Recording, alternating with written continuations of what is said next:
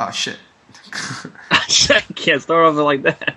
Ah, fuck. Leave all this in. Leave it all in. Okay. Well, hello, everyone. I am BigRat310, here with my two guests on YouTube Take. First off is... YouTube, that's what we're calling it? Yes, YouTube Take. It's a working title. I love it. I love it too. All right. All right. I am Big Rat J310 Crawford, along with my two guests. Nightmare Stephen A. Baller1. I ain't saying mine. Oh, God. And Philip Skip Bayless.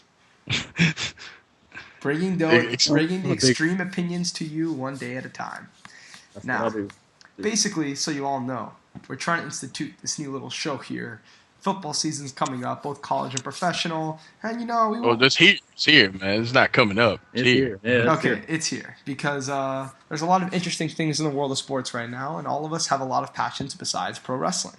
And we thought it'd be a good idea to have this continuing running show to each give our thoughts about it. I shall be moderator, while these two shall have their fierce debates. But I will throw in my 2 cents here and there, no doubt about that.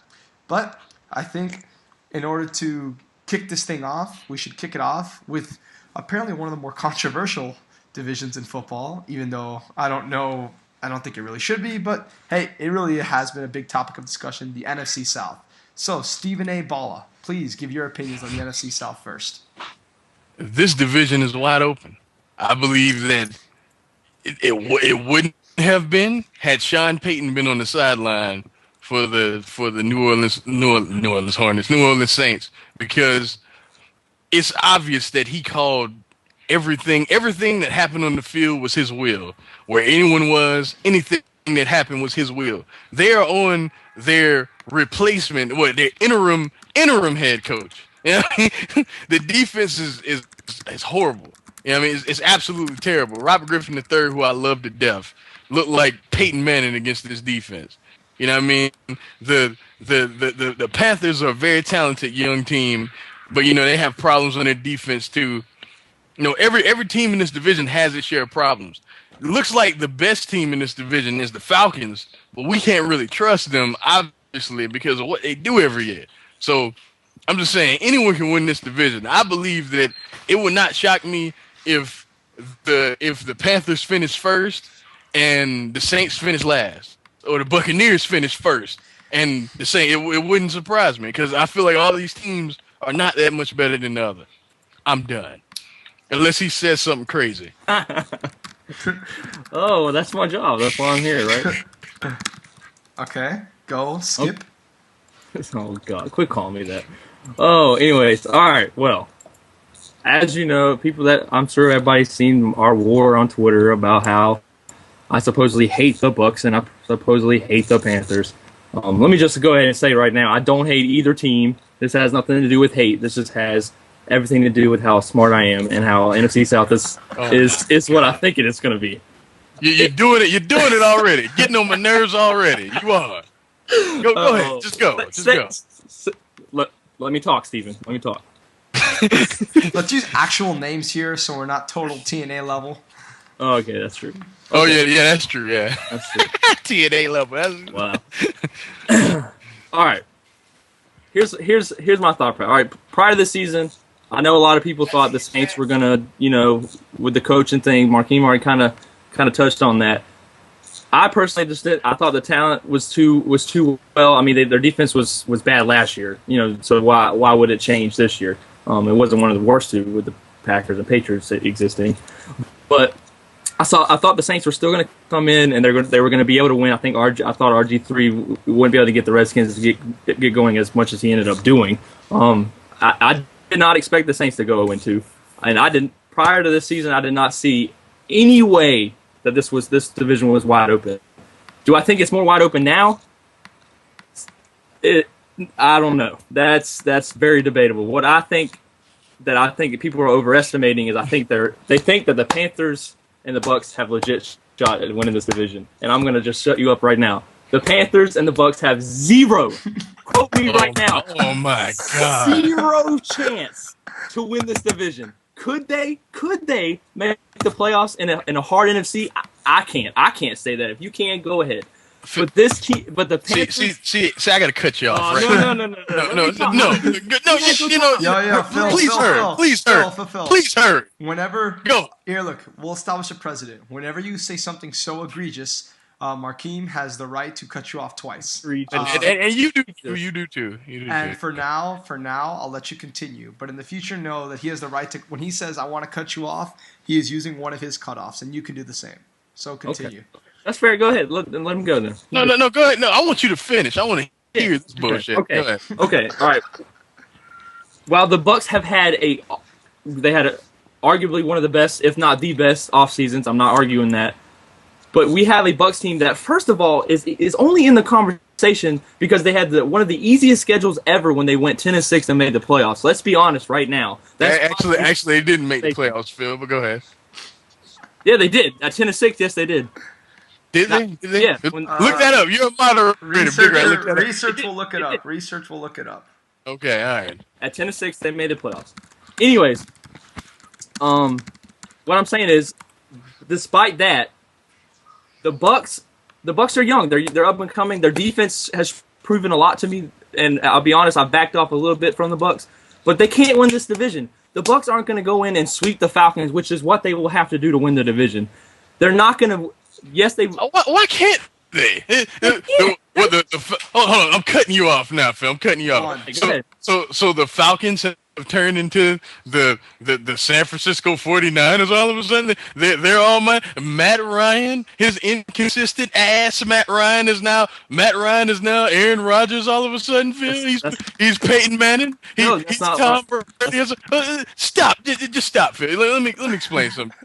Last year, when the Bucks were absolutely horrible, they had some of the worst luck you can even imagine. Like when the season started, how many starting wide receivers did they have on the field when the season started last year? Do you even remember? Because I don't. I think it was like what? Mike Williams. That was like it. That's it, right? Mike Williams, right? And then Josh Freeman with nothing. He's young with nothing around him. Now he actually has weapons. If they're healthy, they're as good as anybody else in this division, Phil. You said yourself. They can play defense. The thing I wonder about, I might give you the Panthers because the thing I wonder about the most with them is that can they stop anybody? But Cam Newton makes them that. Cam Newton makes them that, a contender. Because when he stepped after the rookie season he had with his second season, now the guy can only get better. He can only progress. So that's what makes them a contender in my eyes. You know what I mean? Because I feel like no team in this division is that great. I feel like whoever wins this division will be no more than 11-5, 10-6. That's just my opinion. Moderator cuts in with research. The Buccaneers 2 years ago went 10-6, but they did not make the playoffs. I figured, but go ahead, Philip Bayless. Go ahead. What? Hold on. Okay, I don't understand. Moderator cut in as well.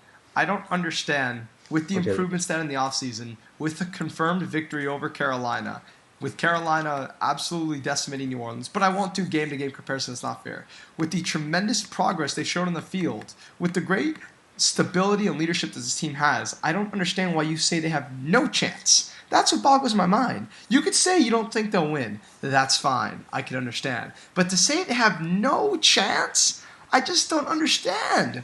I don't understand what part of their team has been so egregiously flawful the past two games. I understand what you're saying. But the Tampa Bay Bucks and Carolina, guess how many division wins they combined with last year? 4. They had 4. So what's one win? They each had 2 each. So one win does not prove that's only half of what they had last year. I don't look at last year. They were a 4-12 team last year. You can't. Teams go from worst to first all the time in this league, Phil. So motherfucker, my Dolphins went 1-15 to 11-5. On a year that Brady wasn't even playing, so let's not go there. Oh, your Patriots were still 11-5. Shut the fuck up. Still, I don't care. Brady wasn't playing. Brady wasn't playing. Tom Brady is Phil's Tim Tebow, people. Like that's his Tim Tebow. He's just going. What do you expect? I'm supposed to bury my quarterback? No, I'm not going to. Phil, you would have a case if the Patriots went like 7-9. The Patriots still won 11-5. Like Which means they would have won easily with Brady. Is what my point is. No, how about you look at Matt Castle's numbers that year, and they were actually higher than Tom Brady's numbers the next year.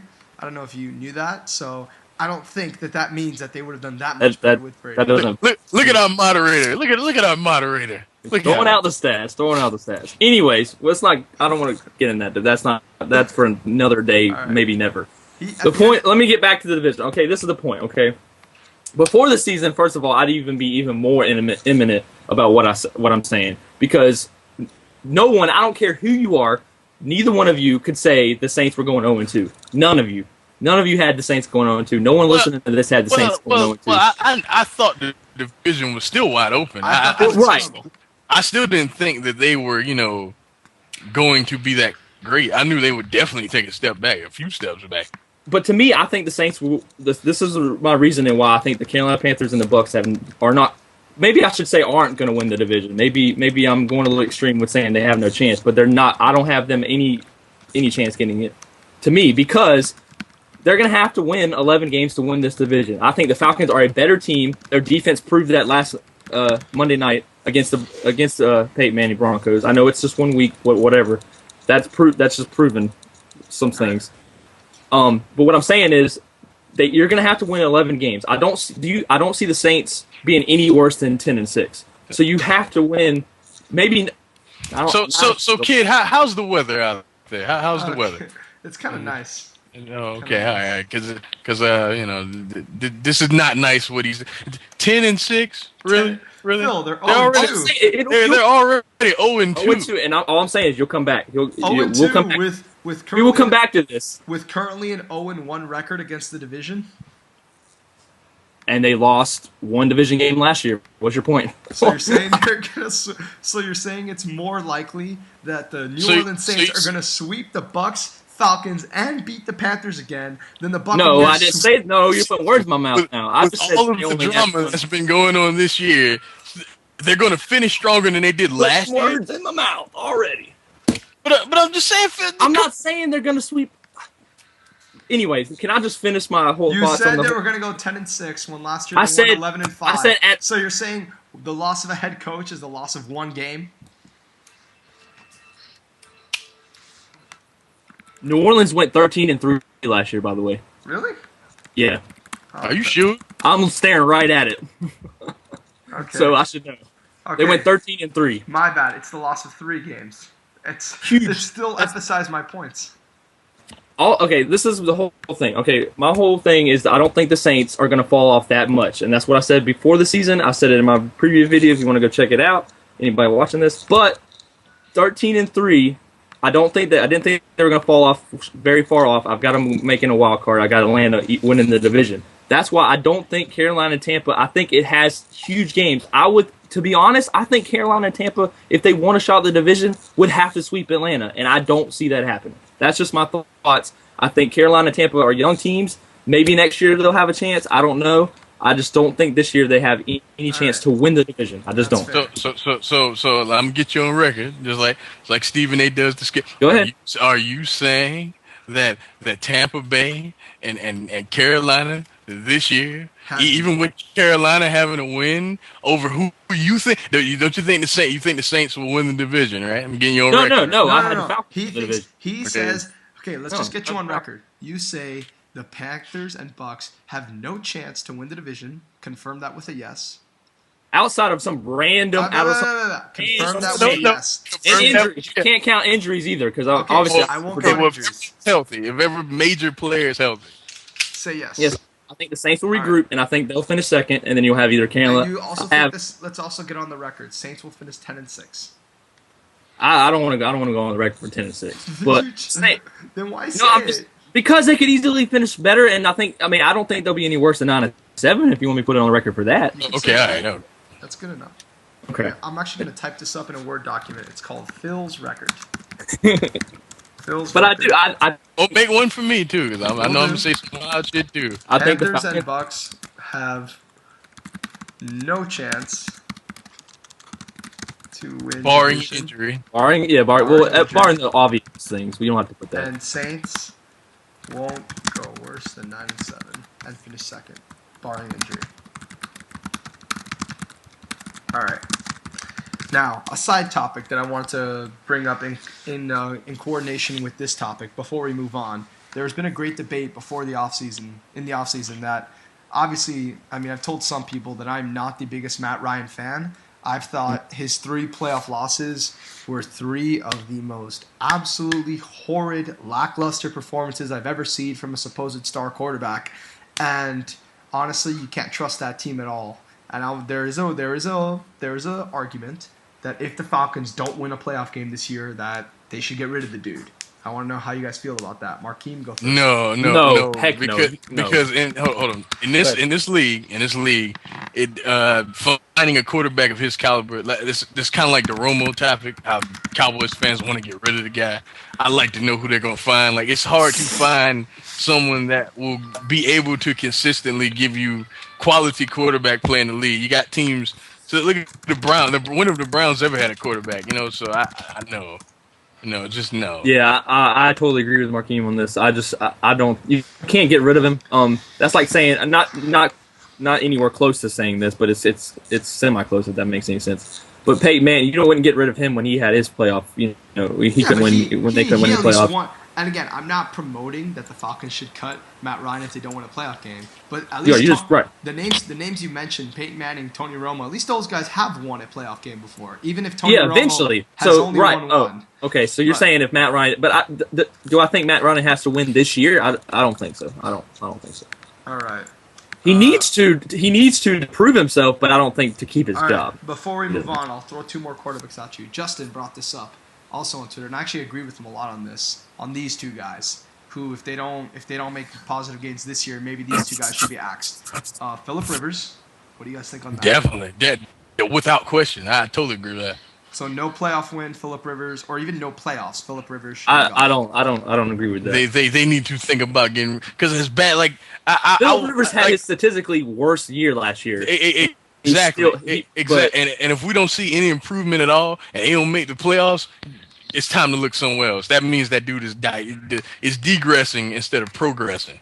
Now, if he has just as bad or worse as the season I'm talking regular season as he did last year, then I agree with that. But I don't see him. I think he's going to have a better season. Like, I think last year was a complete fluke. But before last year, I thought Phillip Rivers was one of the top 5 in this league. I had him. I feel stupid for even thinking that now. I really do. After last season, man had a bad year. I want to see what he did this year. He had a Phil. The bad is being he had an awful year. Terrible. Awful is correct. I agree. All right, this one's gonna breed a little controversy. I mean, I know I said I agreed with it, but I agreed a lot with Rivers. This one I'm still unsure of, but they also talk about Mark Sanchez. He won playoff games though. No, now they're saying now, moving forward. We might as well bring up Tebow now. I don't even. It's week. I guess this is the. Thank you. It's week 3. I love Tebow, but it's week 3. People. All right, how about this? Let's table the Tim Tebow discussion. It's coming. It's coming. It is. But let's table it for now because we have a bunch of other topics to get to. Okay. I'm down for that. We'll get to it, fans. Just keep. Mark Sanchez. We'll talk about all that later. Yeah, we'll wait. I think it's early. All right, next topic. Tom Brady sticking up for Wes Welker. Basically, for those who do not know, Wes Welker, the Patriots recently have made a lot of contract extensions to a lot of their players, and Wes Welker has been he's kind of a calmer guy. He's been open about it, but now like very aggressively open about it.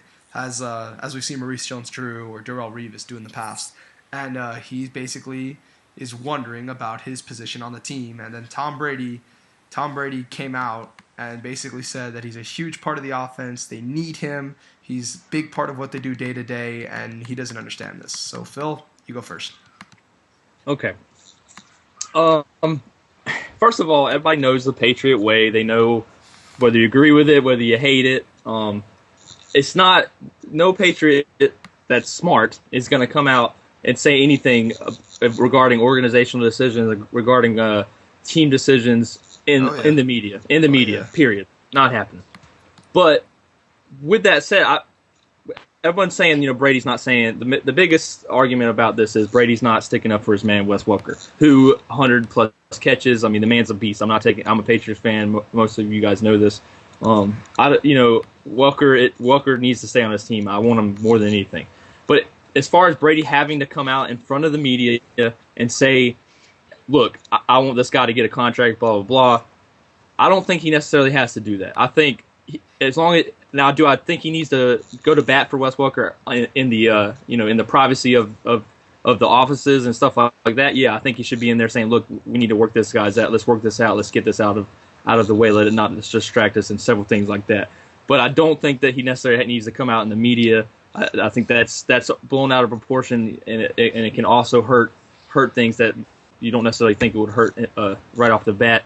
But that's just mainly. I mean, I can maybe say a couple things after Markeem says stuff, but that's just my thought. I don't think Brady has to come out in the media and say, "Look, sign Wes Welker."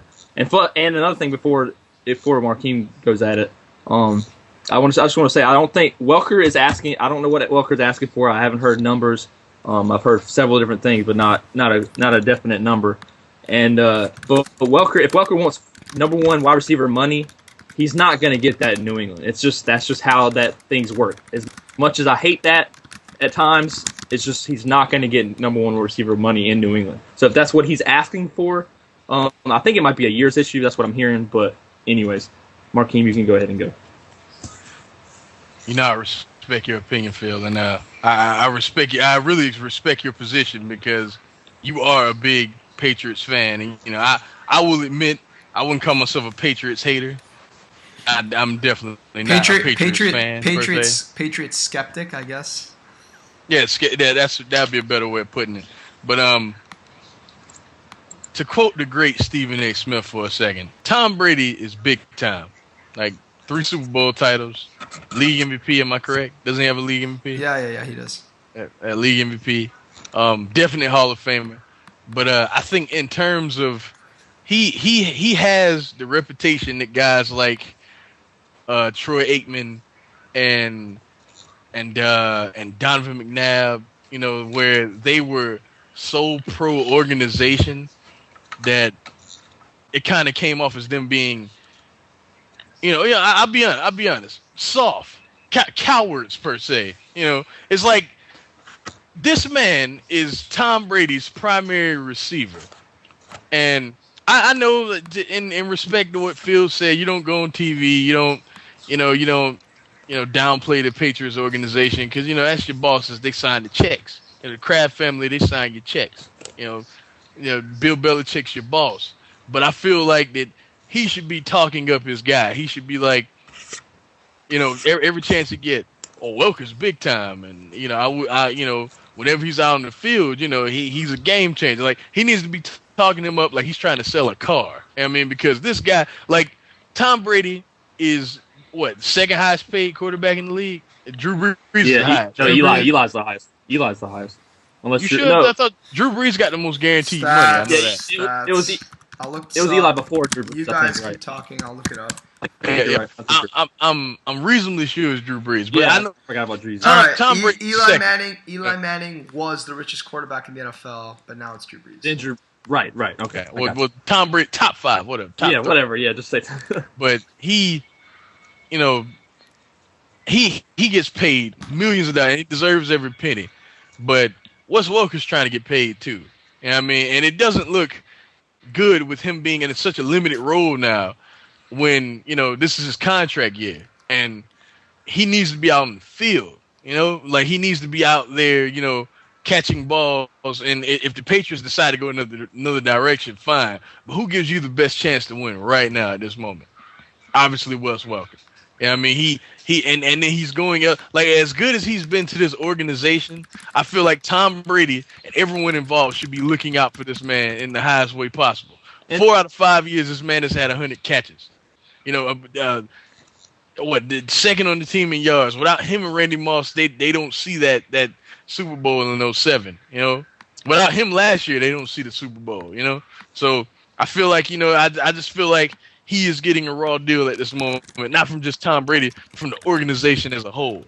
Well, especially Bill Belichick. But this ain't the topic. I'm not gonna get into that. Well, let me just say, add something to that with what you're saying. I agree with you that he should be, he should stick up for him and all that. It's not going to happen in the media. So he could be. I mean, Brady could be yelling at people on the sideline or in the organization outside of the media that you don't even know that he's doing it. So that's my thing where I feel like the argument's kind of mute because.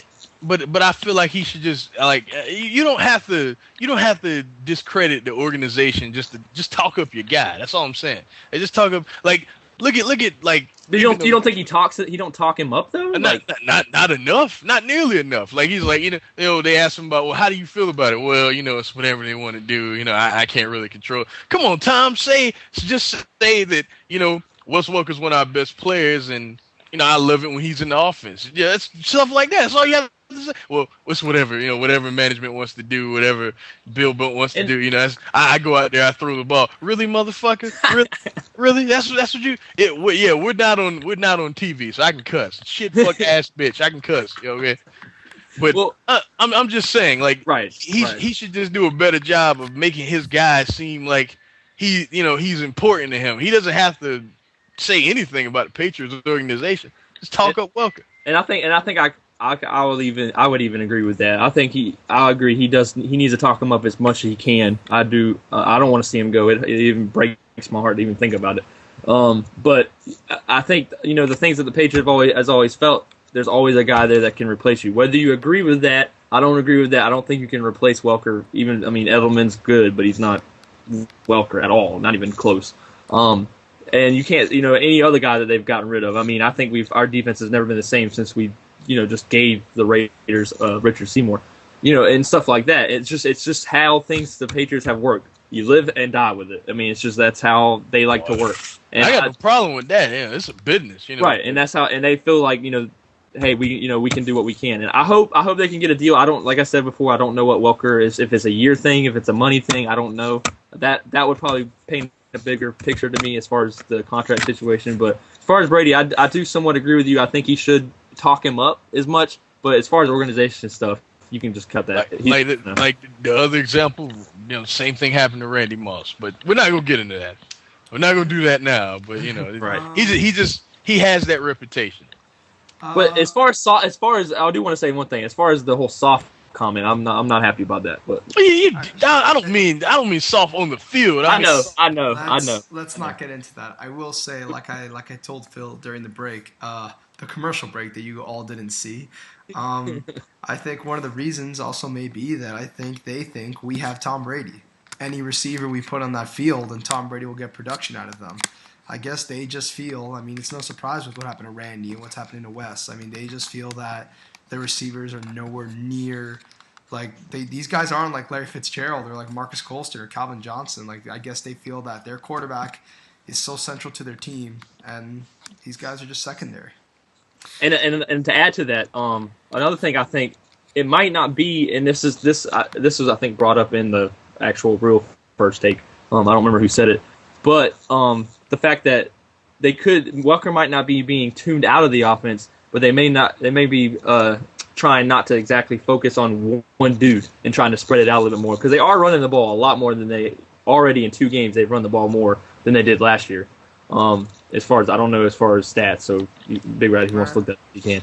But I don't think it's that important. But I just think that they're really they lost Gronk. I think they don't want to now they lost. You mean Gonzalez? No, they lost Gronk last year. I'm saying that they don't. Oh, okay, all right. Okay. They don't want to They don't want to lose. They don't want losing one guy to completely hurt them. And they have lost Welker before. I don't remember what year that was. I want to say 2 years ago. But so they don't. I guess they're a little worried about that costing them a chance. And that could be completely wrong. I'm just saying that's out there. All right. I think we can move on now. Markeem, you might. It's either on this one or another topic we're going to get to. One of these two, I think you're going to go on the record. So we'll start you off now. Top Heisman candidates. Well, if y'all didn't, the only reason this is even coming up is because the top Heisman candidate, Matt Barkley, just got blasted. for an Destroyed. entire game, just annihilated for an entire game, and couldn't throw the ball. Like, I have so many complaints about the USC team, but this isn't about the USC team. Let's just talk about the stock of who's left in the running. You know, I feel like the top Heisman candidate right now, without question, is Geno Smith from West Virginia. That dude has so many yards, and, you know, just he's been so efficient. I think he's throwing around like 80% now, almost 90. Look that up for me, Big Red. Look that up. We'll do. Something like that. I think he's around like 85 and 90. I give y'all 3 names though, and you know, the only thing is that they haven't been tested yet to a degree. So, you know, I can't really say much yet, but his numbers, 88%. yeah. So I knew it was something crazy like that, but like he is remarkable right now, even though they haven't played anyone worth talking about yet. But, you know, that'll change. All right, then next we got Jonathan Franklin from UCLA. Dude is absolute monster. I feel like a lot of big plays, a lot of big moments so far. You know, and I feel like that goes a long way to making, you know, to you know, giving you the Heisman. Like, you have to perform big, and in the game that they upset who was it, Wisconsin or Nebraska? One of those two. Somebody that wears red from the Big Ten. Like he went absolutely ape shit and just, you know, shredded them. You know what I mean, from all phases of the game. So, you know, he was just like he totally demoralized them. So, you know, I'd go with him immediately second. And the third name may surprise y'all, but may not, because they're not even eligible to play for anything but Braxton Miller. You got to go with the dual threat. I feel like he's exactly what Urban Meyer likes. He's a guy that can kill you from both sides of the ball. I mean, both sides of the ball, from a passing game and a running game. You know, I'm not gonna throw Tim Tebow out there, but he's a Tim Tebow type guy. You know, and Urban Meyer loves coaching guys like that.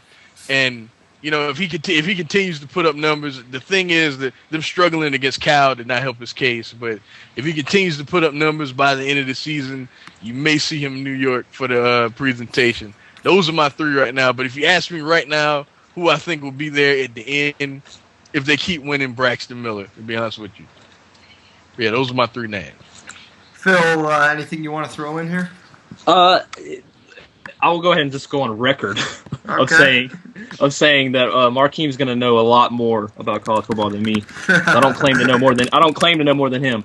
But I do want to just kind of shoot out a couple names that I think that have potential. They're not anywhere quite at the top yet, but I think they're potential people that could get up there. I don't know. I don't think you mentioned them. Don't say nothing crazy. I'm not gonna say anything crazy, but Stephon Taylor I think could be up there for Stanford. I think he's okay. So far, so good. I think he's a good player.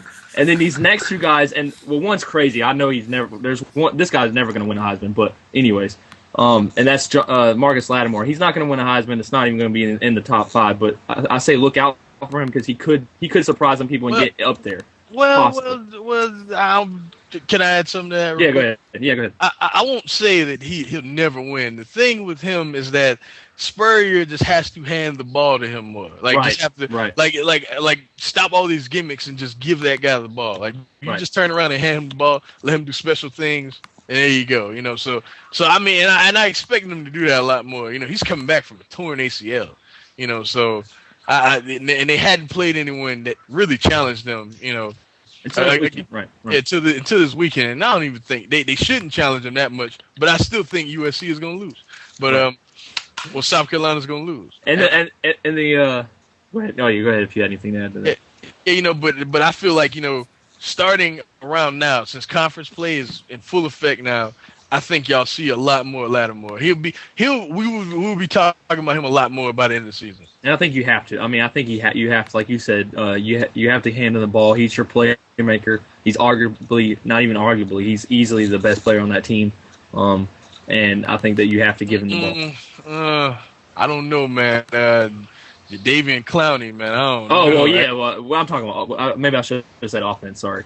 Without question. It's not even close. Like, right. And I think that was pretty much what I was thinking. And then another player I think just look out for, and I know this is Heisman stuff, but this is another player I think could have up there. And then of course me being from South Carolina, I look out at these players more. But Andre Ellington I think has some awesome speed. Now will he be in the Heisman hunt? I think he'd have to get a lot of yards. He's already behind a lot compared to some of the guys you mentioned. So as far as will he be in the consideration, he's going to have to step up his game. But I think he has the potential. I just wanted to throw his name out there. It depends on this weekend, man. Right. This is a big weekend for him too. These are where the moments happen. This right. To me, this is my opinion. This has been this right here, Clemson, Florida State, biggest game of the season.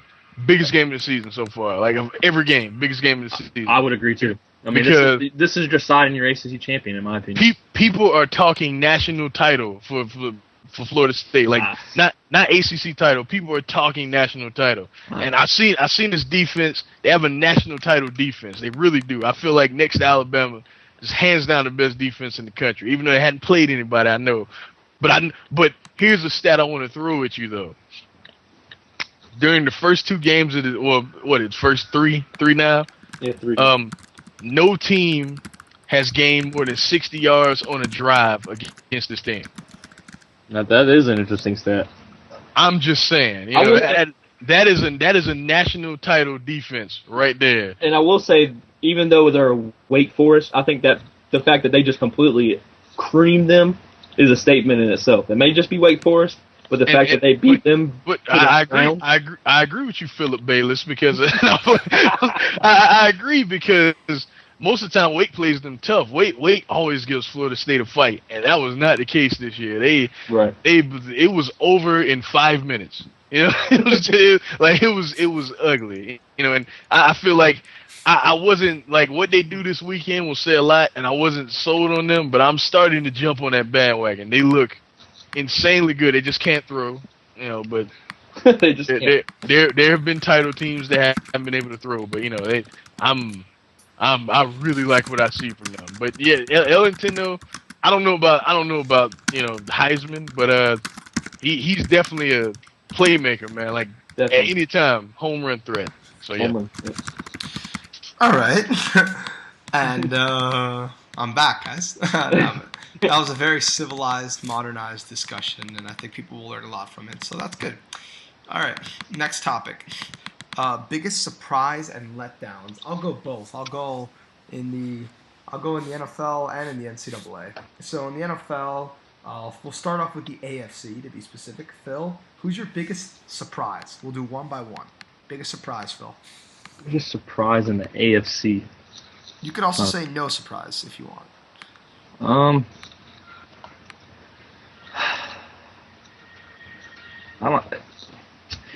don't know how. I don't think I would really have a big surprise in the AFC. I would say I thought that both Kansas City and Oakland would compete a lot better than they've already competed against the teams. Boy, you talk about garbage. You talk about just both teams. I mean, they were literally. I know Peyton Manning. I feel like we're talking about college football right now. I really do. Right. They're terrible. But these two teams were in the mix last year. These two teams could literally have made the playoffs last year. So now, obviously, with Peyton in the division and Phillip Rivers, if he decides to be Phillip Rivers again, they have no shot either. But I didn't expect, like 0-2 doesn't shock me, but the fact that Oakland's offensive line might be worse than USC's. Oh my God! Oh God! And Carson Palmer, can't do anything behind it all. You can't even call the play. This is over. No. So anyway, go ahead, Phil. Go ahead. Anyways, what I was just saying that Kansas City and Oakland, it just looking at the AFC, just that I did not expect an 0-2. Or maybe not necessarily 0-2, but I just felt like they were a lot better team. And I will say, by far the worst team in the AFC. I know this is not part of really the category, but by far the worst team in the AFC is the Jacksonville Jaguars. They'll be lucky to win the game. Everyone expected that. but I didn't. Yeah. All right, that's high school football, right? Oh man. All right, so we'll say those were your letdowns. Markeem, AFC letdowns, if any, or surprises. Let's see, surprises in terms of can it be a player? It could be. I guess. We're looking more for a team, but include a player if you want to. Oh well, I mean teams. I mean everything's kind of going, par for the course. Minus Patriots losing to the Cardinals. We'll get to that when we talk about the NFC. Did you not say that you were surprised by the Bills? Oh yeah, them being it just putrid. Just week one they were awful. Like oh my god, like there was nothing at all to be positive about, even in the slightest. Just bad all over. Just everything wasn't working. And let me just throw in there real quick about the Bills. If you still start Fred Jackson after what C.J. Spiller has proven he can do, you're an idiot. That's what I'm throwing out there. C.J. Spiller has obviously proven that he's the best running back. But I just want to. Fred Jackson last year, before he got hurt, at one point was the #1 running back in fantasy. He was, but C.J. Spiller is a beast. I just want to get that out. Can he maintain this though? Yeah, that's true. Yeah, can he? And he played you could say the Jets defense, but. All right, so NFC, go Phil. Hold on, I want to throw my player in there. Yeah, his player. Markeem, do your player. My biggest surprise though, because I've been telling everybody this dude is really good, minus a couple plays, is Joe Flacco. Like for the past how many weeks? 2 weeks now. Yeah, he might be the best in the game at this moment. Like just if you look around the league at this moment, it might be Flacco. And I always tell people, to me, he's the most underrated player in all of sports. But I didn't think he'd be the focal point of I didn't think this would be like his offensive team. I thought it'd still be Ray Rice's team. It's now his team. It's kind of crazy. I never would have said that, before the season, that Flacco, they live and die by Flacco, and they may live and die by Flacco now. If he's the, like you said, the vocal point of that offense, and he's kind of pulling a Brady, a Manning, and your other guys throwing the no-name receivers now. I mean, that touchdown where Joe Flacco threw it to, I forget who it was. It was Torrey Smith. I forget, it was in the Bengals game where he threw it like around the defender's head, over enough that the guy could do a one-handed catch on it. It was one of the most amazing quarterback calls I've seen in a long time. That man, that's why I thought that team was scary. And then, of course, your Eagles, with a terrible performance, managed to letdowns is coming. We'll get there. All right, Joe Flacco.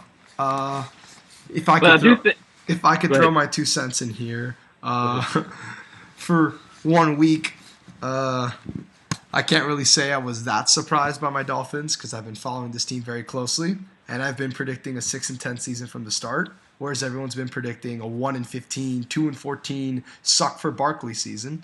I thought we were a lot better team than what people made us out to be. I thought that our defense was a lot tougher than most people realized. I thought our wide receiving core, while slim, there's no doubt about that, while slim, I still thought our system was worked out in a way where the guys can contribute. Because if you saw Devon Best, if you saw Brian Hartline in practice, and I did see them in practice, I attended a few practices. I mean, those guys were just amazing. Those guys just flowed through the system really well. And Brian Hartline this past week had a great game. And what's his name? Omar Kelly on Twitter even said he's under. Exactly, that's the point. But these guys are not bad players, and obviously Reggie Bush was named AFC Player of the Week this past week, with good reason. I mean, Jesus, he looked like I take money to play college football. Reggie Bush right there, that was incredible. Wow, I was shocked. I thought I was looking at 2004 USC. It was crazy. That is one that I would say was a surprise to most people. Wasn't really a surprise to me. I kind of saw it coming. But all the major players, Broncos, Texans, they're kind of doing at the level people expected. So nothing big news there. Now the NFC. This is the real big news. Markeem, you go first this time. Surprise or letdown? My biggest surprise is definitely the Arizona Cardinals. Yeah. And last year, people don't even know, but they played pretty well down the stretch. They did. I mentioned that. I think they were 8-1 or something like. They were 8. No. But you call it down the stretch, right? Yeah, down the stretch. How many people expected them to go to Foxborough and beat Tom Brady and the Patriots Definitely not this guy. No, like I was like, it's the Cardinals. Like, what did I tweet you, Phil? I was like, it's the Cardinals. There's no hope involved. Yeah, that's because I said hope, and you jinxed us. I couldn't believe, like, they can play. The biggest question mark is who's gonna throw the ball every week. But you know, Cobb looked good though. Cobb did look good, and against New England, I'll say that. And then you got who else? You got Elton. Obviously the Saints going 0-2. We talked about as surprise. Obviously, you know, I didn't think they'd be 0-2. I knew they struggled, but I thought they at least beat the Redskins after everything. Just on emotion, I thought they'd beat the Redskins, but they went in there and just laid an egg. That's why I'm worried about them. But you know, letdown to me is definitely Michael Vick. Okay. Just let me go. Just let me go, okay? And here we go. I've been saying since this man got drafted, and I'm going to keep in mind, if y'all saw my interview with Big Rat, the Virginia Tech Hokies is my favorite team in all the football. Virginia Tech football is my favorite team in any sport. Basketball, baseball, whatever. Pro, college, doesn't matter. I watched Michael Vick, and I watched him do amazing, incredible things. You know what I mean? And I told everyone, when he gets to the NFL, he will not be that great of a quarterback. He's short, he's small, he's fast, he's electrifying, he's going to do things that make you go wild. But throwing the ball, he will suck. And yes, he has a cannon for an arm. Which people seem to neglect the fact that this guy is not accurate at all or reliable. Like, truth be told, and I dare y'all motherfuckers to look down through his career stats, look through every single season. He's only had one, maybe two good seasons. Not even okay, good seasons. This is the most overrated man in the world. Not even just athletes. This is the most overrated person on the planet. Like, he is exciting. I get it. But to give this man Aaron Rodgers money, well, Aaron Rodgers ain't got this money. Those guys, to give him that kind of money, fucking ridiculous. In the past 2 weeks, what, 4 interceptions, one game. What was it? Was it 2 last week? 2 last week, and then It was 3 more. last week. No, 3. Yeah. Well, my bad, 3 last week. So there you go. He cannot get the ball from point A to point B reliably. Like, to be honest with you, he is at the bottom tier in terms of accuracy in the NFL. And then when I say this, I get killed. He can throw 70 yards. I don't give a fuck. If it doesn't reach who it's supposed to, who cares? You know, the way I feel, yeah, they won in spite of the turnovers or whatever. But the way I feel, fuck Michael Vick. Seriously, like sometimes I don't even want, like, until the fourth quarter. I kind of don't even want him playing. Real shit. I don't want. And Andy Reid throwing the ball 50 times, that has to stop too. When you got LaShawn McCoy. Yeah. I'm done. Just All right. Just go, Phil. I don't want to talk no more. Before Phil go, I will also say, for those who do not know, the Eagles are also Marquinh's favorite team in football. And yeah, I didn't mention that. Yeah. And Virginia Tech is his favorite team, period. So he is the last person that should hate Michael Vick right now. But it is what it is. Phil, your turn. And I'll just kind of add something on the whole Vic thing. I don't know if I'd go as far as he is saying, but I would say I don't think I agree with you on the money thing. He shouldn't have got anywhere close to that. I think the Eagles, twice, Phil. Right, in Atlanta and in Philadelphia. Now what he does in Atlanta, he kills some dogs and fucks up his whole life, and then he goes to jail, and then he gets out. You got a new lease on life. You didn't think to work on your accuracy. You didn't think when you was in the prison hall. You didn't think to throw the ball through a tire, anything like that. Fuck you, Mike Vick. I hope you hear this. Fuck you, Mike Vick. Seriously. And let's just get this out there. You're talking about, as far as good seasons he's had and everything else. His one good season, his one great, I mean, you could arguably say great. It was great. He was an MVP candidate. But great. Okay, but great season, his one great season, he played 12 games. 12. Oh yeah, thank you, Phil. I didn't even... 12. Gets hurt. The year before he broke his leg is the only season he played 16 games, I think, isn't it? Isn't that it? 2 years before that. All right. I'll throw in the hard numbers here. All right. Year by year, here are Michael Vick's completing percentages. 44, 54, 50, 56, 55, 52, 46, but that was playing That was only playing, I think, 4 or 5 games. Then 60, then 62, then 60, then 55. Doesn't those seem real Tebow-like? I was gonna say. Tebow-worthy material right there. Look at his interception numbers. Read those up. Interceptions. 3, 8, 3, 12, 13, 13, 14, 0. But again, he barely. That was a season straight out of jail. And yeah, 14. Okay. Now he had 6 his good years. Look at his QB rating. Look at his QB rating. All right, let me find that. I stat too, but I want y'all to see how overrated this man is. Just read. Hold on. It's not on this chart. I have to go to another chart. I have it right here. I was about to say I have it right here. All right, sure. If you have it right there, read it. 62.7, 81.6. Hold on, and these aren't completion, but this is QB rating. Go ahead, Phil. 69. He only played 5 games that year though. Oh, 78.1. I got it. Okay, that's moderate. 73.1, 75, 93, 100. That was the MVP year. 84, 66. But yeah, 66 and 70. And keep in mind, with the new QBR rating, I don't know if anybody's familiar with that, but the new one. I've heard about it. Yeah. 48.3 this year. 48.3. I believe I might have had better than that. How am I crazy now? How there's the numbers right there for you. How am I crazy? For those who don't know, if your QB rating isn't over 85, you're generally not considered a productive quarterback. And Michael Vick has exactly 1 season in the past 10 years with a quarterback rating over 85. Now dispute that. I'm done. I ain't gonna say nothing else for this whole topic. Y'all go ahead. I'm done.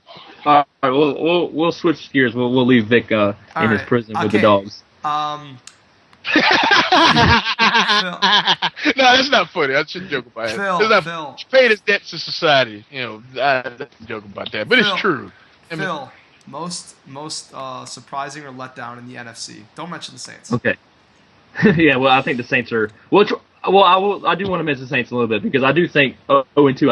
I didn't expect that. I thought they had a little more of their head on their shoulders, but I mean I think that's pretty obvious. So we'll leave it at that. Biggest surprise, I'd have to say, let's see.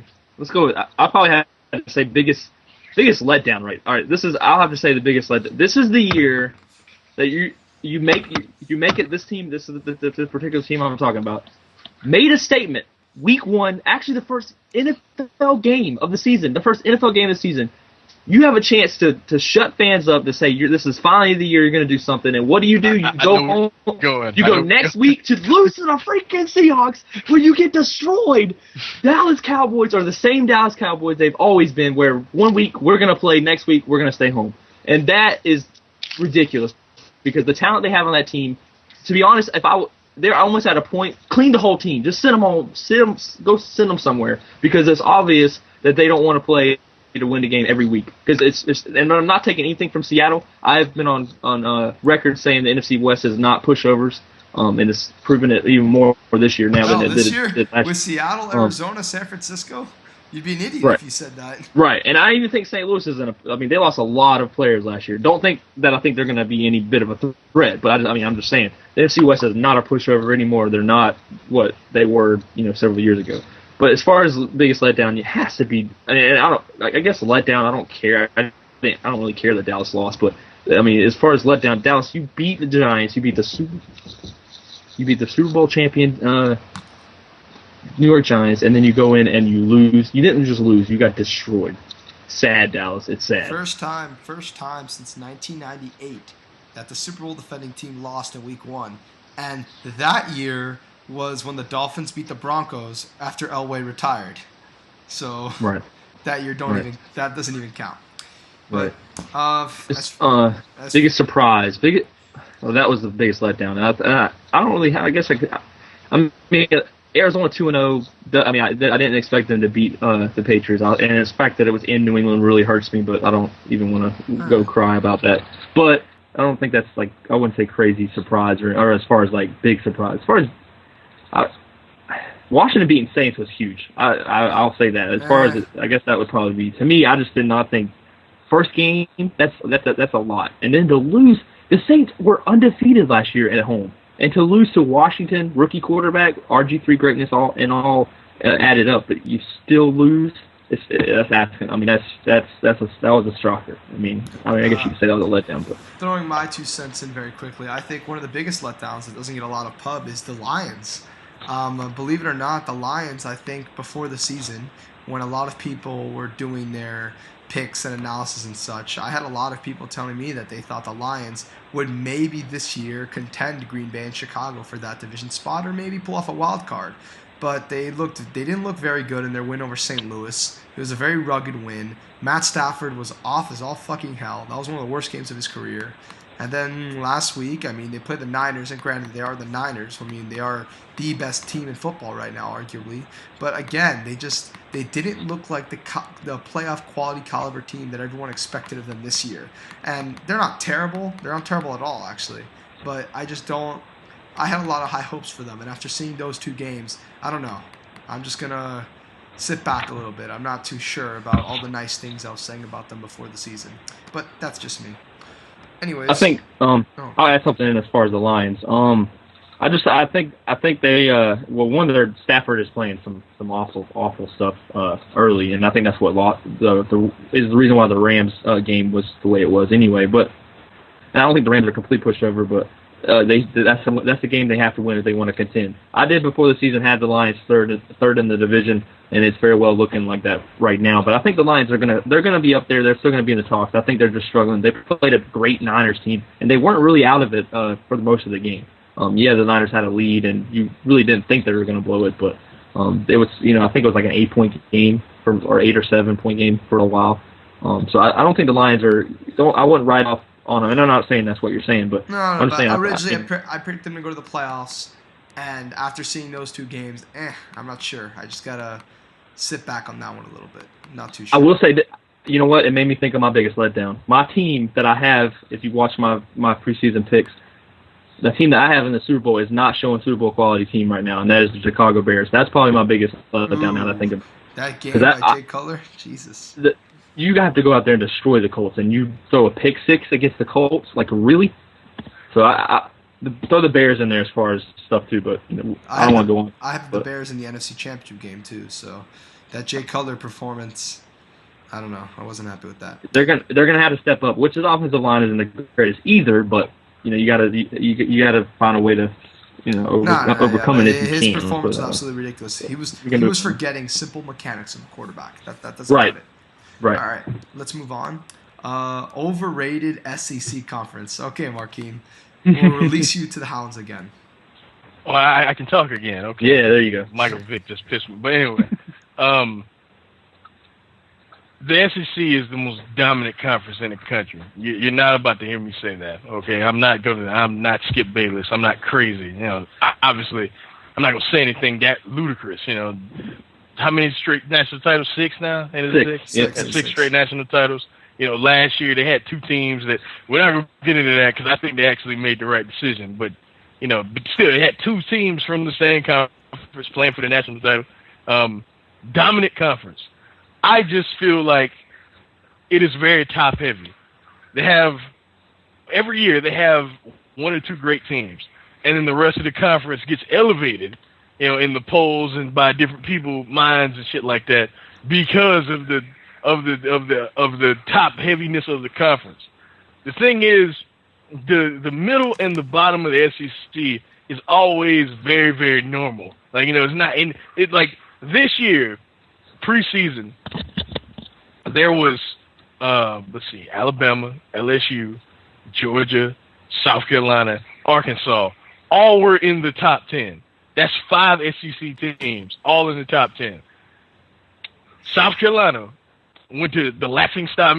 Vanderbilt's a lot better now, to be fair. They're changing the culture there and all that stuff. South Carolina, which is true, to give them credit. South Carolina went to the laughing stock of the SEC for years, and barely got out with a win. I think Georgia's a good team. I think I have really not many complaints about Georgia, so I think Aaron Murray's a little inconsistent. And with Jarvis Jones. Jarvis Jones, he takes plays off on defense, and to me, he's the best player on the team. So They just need to be a little more consistent. But I do think they're worthy of a top 10 spot. And we all saw what happened to Arkansas. I don't even got to go into that shit. Tyler Wilson, don't get me wrong, Tyler Wilson is their best player. He gets hurt, changes your whole dynamic on offense. I get that. But your third, ULM Monroe has proven me wrong now. But you're a top 10 team in the nation because Monroe went to the wire with Auburn. You know what I mean? So they're legit. But you go to the wire with one of the top 10 teams in the nation. Are you serious right now? You're supposed to blow these boys off the field. And the worst part is that y'all were at home. Auburn's unranked, so they got an excuse. But y'all were at home. And this is the team that certain people, Skip Bayless being one of them, some people pick these motherfuckers to play for a national title. And anybody that and the thing is, the people that talk college football piss me off because a lot of them don't know anything about the game. They like pretty much. I feel like that was a product of them being in the SEC. People talk of these random SEC teams solely for the fact they play in the Southeastern Conference. This is hands down the most overrated division, not just conference, but any sport where shit is divided in all the sports. like seriously, in all the sports, they're top heavy every year. For the rest of the conference, it's just like any other conference. I feel like there's no conference that is dominant over the other. It's a conference full of, well, not full, but it's a conference that has two of the, well, at the time had three, but now has two of the best coaches in the country. And those teams will always be great. But that doesn't mean the whole conference is great. Well, three if you want to include Spurrier, but, I don't include Spurrier anymore. But Les Miles and Nick Saban, two of the top 5 coaches in the country. So they're always great, but then motherfuckers just go overboard with it. That's all I wanted to say. I'm done. You mean he who must not be named? Oh, who you talking about? We can't talk about Nick Saban around me. What the fuck, dude? No, why you don't like Nick? Oh yeah. Dolphins. I forgot. My bad. But at the college level, though, he's yes. At the college level, he is absolutely outstanding right now. A statue-worthy coach. Like he is. But he is until they take it down. He lost his. Well, we'll get to that when we talk about the SEC conference in general. But that's how I feel. That conference is way overrated. But go ahead, Phil. Anything to add? Well, okay. I will say this. I think that the as far as overrated, you could make that argument as far as. But the only thing I have with the problem I have with saying overrated is I still think the SEC is the best conference in the league. Are they that far better than everybody else now? Not anymore. I think back in the a few years ago, a lot stronger than it is now. And when Arkansas goes out there and plays like they're complete jobbers, it doesn't help that argument either. But I do think the SEC is still the best. I'm starting to see that it's not the. Oh, let's get it straight. I do too. And you think that, right? And you agree, right? Not gonna go crazy. That's nuts, but they are the best. But I agree with Markeem. I think, and you can clearly see that with several different teams. I believe it seems like there's always an SEC team that gets ranked too high because they're in the SEC. And I actually agree with Markeem about that. Arkansas, I didn't think Arkansas was that team. I actually probably thought other South teams. Carolina. Yeah, I'm from South Carolina, and I'll say that. To talk about that, I think that this is the year that those teams like that need to prove themselves to make the SEC that much better. But as far as the most dominant, I mean, like you said, there's no questions. 6 straight national championships. When they play other teams, it seems like I don't know what the overall bowl record as far as the SEC, but from my knowledge, it's pretty good. Let me ask you a question real quick, Phil. Okay. Those the 6 straight national titles, right? Mm-hmm. 3 schools. 3 schools. Right. Who were the coaches? Nick Saban, Les Miles, and Urban Meyer. There you go. But and that may be why the SEC gets to an extent why it gets a little overrated. But I think the thing that's got the SEC that escalated is when you have teams like you got a team like Oklahoma go. I think this was like a few. This is like what 4 years ago. You might know exact year, but when Oklahoma went up against Florida, everybody sort of like, well, dang, that's when everybody started to overrate the SEC. Not overrate it, but started to be like, well, SEC's so awesome. Well, truth be told, that people see this is my problem. See, this is why I say I hate when motherfuckers that don't know anything about college football talking, because Oklahoma only lost by 17 points, I think it was. Yeah, and then the game was actually really close until the second half when Tim Tebow became Tim Tebow. You know, Right. like, you know, the Tebow moment shall see. He was doing that in college, you know. But like that game was actually really, really hotly contested.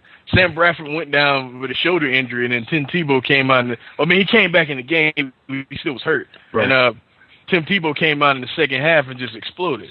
So, you know, that's what happened there. And I'll even say this: I think last year was probably one of the first years that I was like, well, not last year, the year before, when Auburn played Oregon. I thought that made me open up a little bit to where I backed off a little bit on the SEC, because Oregon, you know, they showed up the play.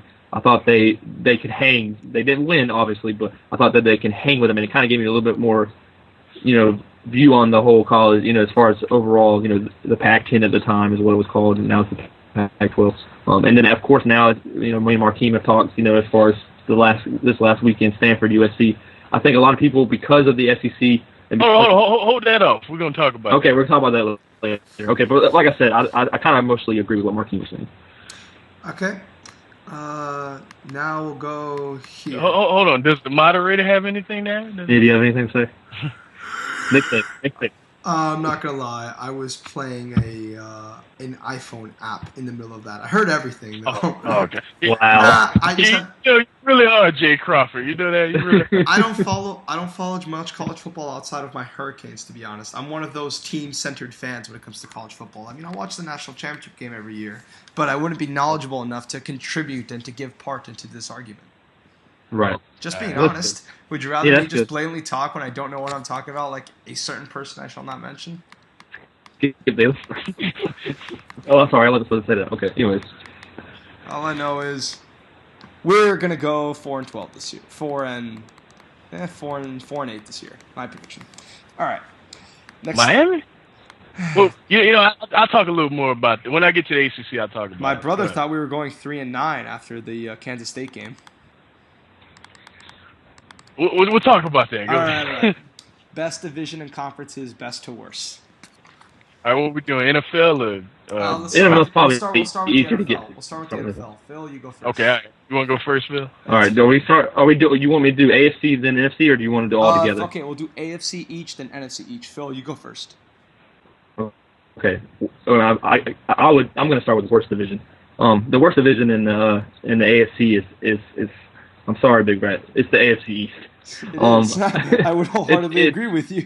I know Jets fans probably are like, oh my gosh, Drew. Whatever. What about us? What about us? You're the New York not yets and maybe New York not evers, but whatever. I'm gonna steal that from Skip Bayless. But yeah, Patriots have dominated. I mean, the only year. I mean, I think Jets won it once, and I think. And I know the Dolphins won it once, but other than that, New England's dominated it. So that's why I've got them there. Not much to say there. New England, I think, has won that division. It's like, I don't know the official stats, like 8 of the last 10 years or something like that. Yeah, right. It's kind of like the Colts with Peyton. They did the same thing. Yep. No, but they were every year. There's a difference. They were every year. There wasn't even two random ones. No. The second worst is probably, and this is real close actually, but I would say the second worst is probably. I don't know. Now I'm looking at it. I'm kind of changing my mind, but it's easy. Yeah, I think I've got to say the second worst is AFC South. AFC South is definitely the second worst. Could be really close to the AFC East, but there's some potential there in the AFC South. So I don't think it'll be there that long. You got Houston. There's really nobody after that. Tennessee. I thought they were going to do a little bit better, but they've faced tough teams right now. So I think they'll get better over time. Jake Locker is actually not that bad. But yeah, I think the AFC South. Whoa. Not that bad, Phil. Oh, okay. Not that bad. Jake Locker, not that bad. Have you seen the Titans? I've seen him against New England. He really didn't play that bad before he got hurt. Phil. He didn't. You are a nice man. Let's just put it, you are a very nice man. I guess I am because you're the other side of the fence, I guess. He is, man. He trusts me. At the end of the day, he'll end up like Trent Dilfer. Watch. At the end of his career, he'll be Trent Dilfer. He'll be a game manager at the end of the day. we'll see. All right, let him continue. Yeah. Sorry about that. You're fine. You just said Jake Lockett, and I was like, hold on, no. Then obviously next would be, I think, is the AFC West. I think that you have San Diego, who I think is not, they always seem to fall short when it comes to playoff time, but not at falling short in the regular season. Hey, so far they look good. Right, so far, and I think Phillip Rivers, like I said, I'm on record for saying Phillip Rivers he's going to get back to that. I join record now. Say it again. Phillip Rivers is going to get back to the form that me and Mark think he's top 5. Okay. Like he's going to be back. Which now with you got some other quarterbacks rising up, he might fall from top 5, but top 5 is where he was, and I'm going to say that he can get back to that. But last year was just awful on all sides of the ball. And then you got Denver. There's no question there. I mean, I think Denver. I don't think Denver is where automatic Super Bowl where a lot of people are apparently wanting to put them. I don't think they're like that caliber, but they're obviously a great team. And then you got Kansas City and Oakland. Whatever. And then we have, of course, the best team the best division, the AFC North, is because you got 3 teams that are potential playoff teams. I don't think Cincinnati has a chance this year, but last year they were. I mean, 3 teams in that division went to the playoffs. That counts for something. Right, which is why I've got them as the best in the AFC. Baltimore, no question about that. Pittsburgh, a lot of people want to sleep on that team. I had them beating Denver. It was close, but didn't end up happening. But I did have them beating the Jets too. I mean, I think Pittsburgh is not going to go away, and they always seem to when they have it. I believe they finished 8-8 last year. When they have that kind of year, they always seem to bounce back and make it. Pittsburgh didn't finish 8-8. Yeah, they're 9-7 or something, like that? 10-6, something like that. I think it was 10-6. Close to 8. I'm looking. They didn't make the. Oh, the Steelers did make the playoffs. That's right. Yeah, the Tebow game. That's right. The miracle in Mile High happened. Remember that? Well, I guess what I was saying was, the Steelers are 10-6, and everybody, really wasn't scared of them. I wouldn't think people do pick them as Super Bowl contenders this year, so I can understand. But some are on the other side of the thing too. All right. So as far as NFC, I think it's safe to say what the worst division in this is even though they're not pushovers. Oh, let me do my AFC. Oh, okay, yeah, go ahead. Okay, you want to go worst to best? Yeah, my call. Okay, hands down, I don't even think it's close. I mean, the AFC East is terrible. Like, is there? Can we even talk about anybody but the Patriots? I mean, I feel like I shouldn't even have to. The Jets don't have any other wide receiver besides a number 2 wide receiver, and that's even worth talking about. They had the best secondary in the game, but it don't matter when you can't move the ball at all. So whatever. And then you got the Buffalo Bills who go out and give Mario Williams all this money for him not to do anything. You got who we got after that? Who else? And the Dolphins, they're young. I'm not gonna say much about that. I'm Watch your words. You mean the quarterback roulette? I've seen a lot of people talk a lot of shit about this team for several months. I'll just say this: if Ryan Tannehill's good, he'll shock the hell out of me, Big Rat. Let's put I watched the man for 2 years at Texas A&M get a big lead and be terrible in every second half I've ever seen that man play. But yeah, if he's any good, Joe Philbin is a master. If he turns out to be any good, he's Bill Belichick. If he does that, I don't. But who else? That's it, right? That's it. Names. Okay, and then after that, I don't know because I guess it would have to be the South because all this we're talking about is the Texans, right? Texas, the Jacksonville Jaguars are the worst team in football. Anyone tries to argue anyone else is just wrong. So just curse their name if they try and do that. The Tennessee Titans are. Chris Johnson is the worst 2,000 yard. He's the Jamal Lewis. He's the worst 2,000 yard rusher in history. In any sport, in pro or college level, he's the worst player to ever rush for 2,000 yards. He is just for 4 yards. This man is averaging 1.7 yards. What? What? Oh! Wait, I gotta mention this as a Tebow lover. Tim Tebow has more yards than him. Yeah, exactly. Like I could step a yard. I could take one step a yard. Like seriously, I can walk 5 yards in 5 steps. He can't even run. He can't. Even, this is crazy. And I made the It's mistake to crazy. draft him in my fantasy league twice. This is the second year in a row. I didn't learn my lesson. What's wrong with you, son? I'm stupid. I'm hoping I can still manage to win something. The South, we got the Colts. I really love Andrew Luck. Y'all, anyone who knows me knows I'm a big fan of this dude, but he is a rookie on a team with absolutely nothing. But I will say this, and I want to say this before I move on. In 5 years, quote me on this now, because all the old guys will be gone, except Aaron Rodgers will be he'll still be in the mix because he's not that old. Peyton and Brady, but Drew Brees, Peyton, Brady, and Brees would all be gone. Yeah, they'd all be gone. But in 5 years, we'll be talking about, and Cam Newton will be thrown in there too, but we'll be talking about Andrew Luck and RG3 as two best quarterbacks in all of football. I really believe that. Andrew Luck has all. I'm a dick rider, but just for a second, Big Rat. Okay. Andrew Luck has all the tools that you would ever need to be a quarterback already. Just walking into the NFL, he's better just in terms of like thought process and mechanics and just what you need like physically than half of the NFL. Just walking into the NFL. The thing is, he has to realize it's a different game. Once he do that, watch out. He reminds me of a cross between John Elway and Peyton Manning. This dude is the real deal. RG3, I can go on and on about him. I won't though. I just wanted to. Okay, yeah, that's it. That's it for the South, right? And the Texans, like I said, far and away better. AFC West is definitely the third worst.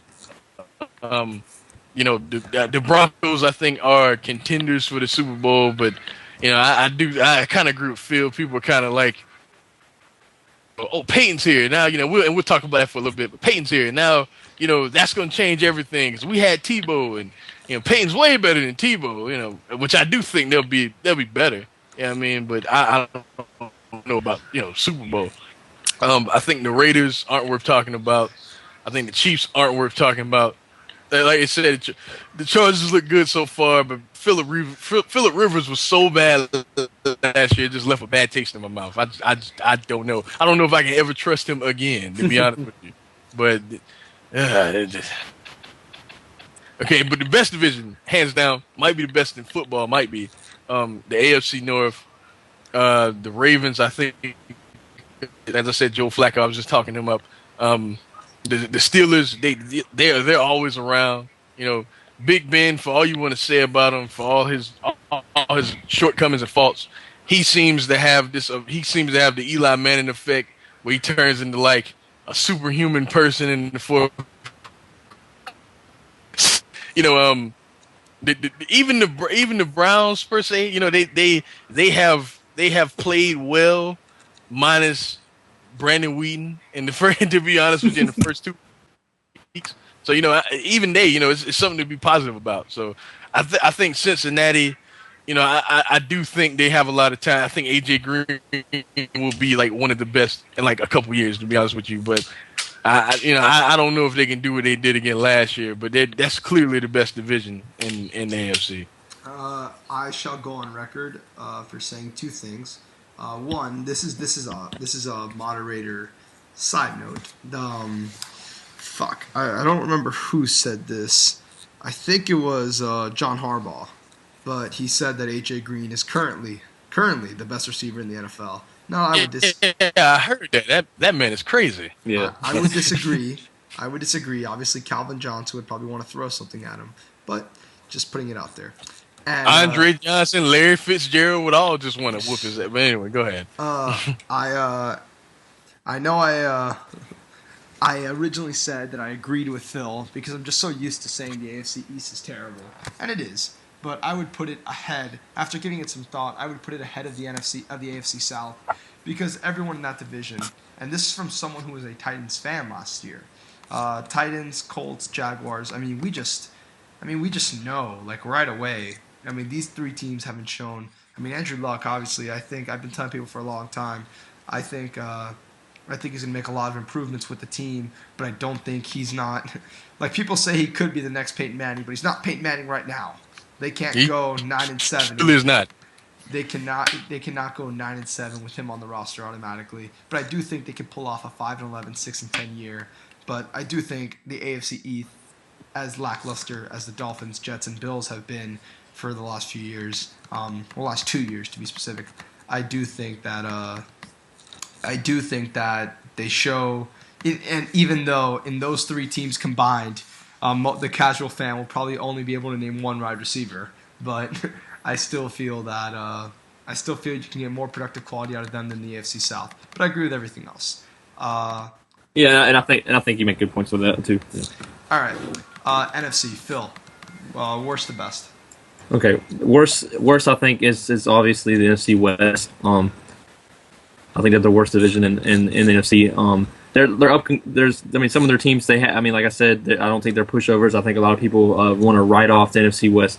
I don't think. I think Seattle's glad they're playing Dallas every year. Arizona goes and beats New England in New England. That's that's got to wake you up a little bit. And then San Fran. I think we've all agreed, at least me and they're the best team in the NFL. I would agree without question. Okay. They're the most impressive team in the NFL right now. And that's right now. I think my Patriots went up and beat them, but it doesn't matter. But we'll see. I think they play weeks 14, 15, something like that. But anyways, for another debate, and we'll probably get to that in week 14. Or whenever it is. So then you have St. Louis. I think they have potential. They just need to get piece. They need to keep adding pieces. Bradford's not horrible. They probably need a better receiver, and they kind of lost Brandon Lloyd. So there you go. But Danny Amardola's freaking fantasy beast this week. But oh my god! Anyway, I benched him. I felt terrible. Already disagree, by the way. Yeah. But I got the NFC West there. I think they're obviously fourth in that as far as to me. Coming in third, I think this is. Even though I have my thoughts on the NFC South, I still think as far as when you look at all these divisions, I think these three are pretty solid to a certain degree, especially with some things happening with Washington and stuff like that. But I think third I have to have I think I have to have the NFC North, and the reason why I say the NFC North is because of the fourth team when you consider the other two divisions. They don't have a whole lot of stuff to say about it. They may have. I don't know if Christian Ponder's the answer. They have Percy Harvin, Adrian Peterson, Jared Allen, stuff like that. But I don't think they have enough key to build on yet. Unless Christian Ponder, like I said, becomes something that he's not. But you got Chicago, obviously good. Has some questions though. Then Detroit, and then you have Green Bay, who's part of the stud in the division. I think that's why I put them next though, because Minnesota, obviously won't even have a slim chance. As much as I say, certain teams don't have any chance. They really don't have a chance. Then next I would have to put the and this is probably another person that's probably going to say about this, but I got NFC South next. Atlanta's by far right now, with the way the Saints are playing, the best team. I think I even think the Saints weren't going to drop off that much. I still think they're going to regroup, but they're just not going to be as good as Atlanta this year. And then you have Tampa and Carolina, upcoming teams. We've debated enough that I don't have to say anything else about them. And then I think the best team, the best division in the NFC is the NFC East. And the reason why I say this, and I know Arcane Cyan, the reason why I say this is because the potential is there. You have Dallas. Dallas, of course, they fall apart against average teams when they should beat them easily. You have the Giants and you have Philly. Those three teams should win 10 games every year. It's just they never do. I know, I understand that, but I think that with the 10 win, they have the potential there, and I think that the teams and the players and everything just has them where they should be. Then we have Washington, RG3. I think they proved after beating the Saints, and I don't know how they lost to the Rams for whatever. They were in that game. I think they could easily come right up there and decide to make another one of those teams finish last. So, especially when Dallas loses to Seattle, I have to bring it up again. But I have to have the NFC East. I don't like to have the NFC East here, and I think that the NFC East, NFC South could switch depending on if Carolina or Tampa does what people think they're going to do, but that I don't think. But I think they could switch. But I got NFC East.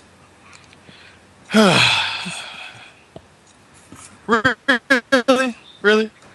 This man just sat here and said that the NFC East is the best division in the NFC. Did you really just say that? Did that just come? I did. Okay. Let me educate y'all real quick. The worst division in the NFC is the South. Let me explain why. Because the class of the division every year, the Saints. Oh, I love Breeze. Oh, who that? They're gonna beat them. They're 0-2 right now. They have a whole slew of problems right now. Like there's almost nothing to be positive about right now when it comes to this. Even Breeze is not Drew Brees right now. It is alarming how not good they are right now. It's kind of scary, to be honest with you. They are just bad. They're really bad right now. You got the Panthers and Tampa Bay, who I both think legit have a shot to win this division, but they both have real problems. You know what I mean? Like I'm not saying I disagree with Phil when he says, these teams are not up to par. That speaks to how bad this division is. You know what I mean? Like it's not because, they're, like I feel like each team in this division has real problems. Atlanta to me has the least amount of problems besides the fact it's Atlanta. Something's gonna happen like it always does, whatever. It's Atlanta, To me, that's clearly the worst division in the NFC. Second is the NFC West. The Niners are the best team in the game. I think they're gonna win the Super Bowl. I'm just gonna say it in case I didn't say it already. But I think they're gonna win the Super Bowl. Who else we got? I think St. Louis is the worst team in that division. I think the Seahawks will make the playoffs. Believe it or not, I think they'll. I actually agree with them on that. I really like the Seahawks, and I think if they would have started Matt Flynn, I think they wouldn't. I really think Russell Wilson is like. I don't think I don't know yet. I saw him last year at Wisconsin. I know what he can do, but I feel like he's just a different look. He's more of like a spark. He's kind of like he's the James Harden of the NFL. He's that guy. So I really like them, and the Cardinals shocked the hell out of me. I don't know if they're gonna make the playoffs, but I think Seattle's a little bit better than them, just a little bit. But I like what I saw, man. They went to Foxborough and they beat the Patriots. How many people have done that in the past 4 years? So right. It's worth saying. And then after that, I clearly got the NFC East for the same reason that all these teams have talent, whatever, but it's so much drama with all except Washington. To be honest with you, there's so much drama with all the rest of these teams. Like the Giants, like they won the Super Bowl last year, but we all know the Giants when they do that, they decide we're gonna take a year off. Then we'll be back. A year off, or, we take years off. A few, or 3-4 years, don't matter. It'll take a few years off, and then okay, we'll win it again. We'll go 9-7 and win the Super Bowl again. But I'm not gonna get into that either. That's another issue I have with the NFL in general. But you got them. We don't know what they're gonna do. They looked good last week, minus the turnovers. And that's why I say Tampa's a good team. But whatever. My Eagles, I'm not gonna say anything else about Michael Vick. Y'all know how I feel. The defense is legit. I love LaShawn McCoy. Andy Reid sucks. Fuck Michael Vick. The Cowboys, a lot of talent, but they're the Cowboys. Some shit always happens with them too. So, that's why I say the NFC East. No best division in the NFL. Whatever. The NFC North, I feel clearly is the best division. The Lions, I believe that I don't know about turning it around, but like they'll be better than what they are. I can't imagine, if Matthew Stafford stays healthy, I can't imagine him and Megatron not being what they were last year. Madden curse. Yeah, it might be the Madden. Yeah, it might be the Madden curse. It might have struck again, but don't fuck with the curse. Green Bay. I feel like Aaron Rodgers. This is just me. Not to stir feel up, but I feel like Aaron Rodgers is the best player in the game. I'm not betting against that dude ever. So, Yeah, they're a good team. Whoa, you wouldn't rather have Tebow in the fourth quarter? Shut the fuck up. Oh my god. But yeah, just to clarify, that was a joke. I don't want nobody jumping on my case with that. But Aaron Rodgers, I love that guy. I think as much as I like the Bears, I think a lot of people are talking Super Bowl with them. I think the one thing that holds them back is Jay Cutler. Because his character, like you really gonna hit an offensive lineman? You really got that? He got a lot of balls for doing that. I tell you that, because if that was me, boy, it would have been white boy over that football field. They would have been mopping with white boy. I tell you that, because I would have fucked Jay Cutler up. I wish he would hit me. I'm not a fighter. I'm a lover, but I'm 6'2", 300 pounds. I want Jay Cutler to hit me. I do. I want him to hit me. Real shit. It'll be the last guy here anyway. But yeah, I still think they got so much talent though, and he's pretty good when he's not acting like a bitch. Right. So yeah. That's just how I feel. In Minnesota, I ain't even whatever. Which is why, and that's why I put the NFC East above them, because Minnesota is whatever. Like there's nothing you can, when you compare the two. All right, so I would like to note that Phil had the NFC North as third best in the division, and Markeem had the next best. Great. I would like to, editor's side note here. I agree with everything Markeem said. As far as now I will go on the record and say that 2 teams from the NFC West, obviously one's pretty obvious, but 2 teams from the NFC West will go to the playoffs this year. That's my thing in the hat there. Oh my gosh. And I actually do agree that they are no longer the worst division in football. I mean, the Cardinals and the... People don't forget that this year, I've been saying this for months. I've been saying for months and months that the NFL is starting to turn around a little bit with the quality of the teams. I think it's getting to the point where most teams are kind of more at the middle ground than they were in the past. We don't really except Jacksonville. Aside from Jacksonville, maybe the Chiefs, maybe Minnesota. There's really no bottom of the barrel, terrible. Even the Browns, like we've been saying, I mean, they're 0-2, but they're not that bad. The Saints, they're 0-2, but they may have issues, but they're not 2-12, 3-13 issues. I mean, a lot of the teams are getting closer together towards each other. I think we're going to see a lot of 8-8, 7-9, 6-10 seasons this year, more than in the past. In fact, Adam Schefter said there are more 1-1 teams in after 2 weeks than any other time in NFL history, and I think that says it all. I mean, when you think of the 2-0 teams right now, it's a dime a dozen. We have the Niners, the Cardinals, the Falcons, the Chargers, and the Texans. I think that's it. That's 5. Yeah. You said the Eagles? Eagles, yeah, the Eagles. Eagles 6. But I mean, with the fact that 2, it's hard to believe they're 2-0. But go ahead. With the fact that 2 of the 2-0 teams are in the NFC West, I mean, you can't discount that. I know it's only week 2, but still, we're week 2. I think something to be said about that. I still don't think there's just too much talent elsewhere in the NFC East. I mean, not in the East, but the NFC in general, that you can't. I don't think 2 NFC West teams are making it. I just well, you wouldn't, would you? You wouldn't. But I don't. I mean, I'm not. I see what you're saying. I mean, but I still think it's way too early to think. Before we move on to college football, best division in the Markeem. Best division. Just give me very quick. Best division in the NFL. NFC North or AFC North? Ooh, AFC North. And worst NFC South or AFC East? Oh, AFC East. Phil, AFC East or NFC West or NFC West?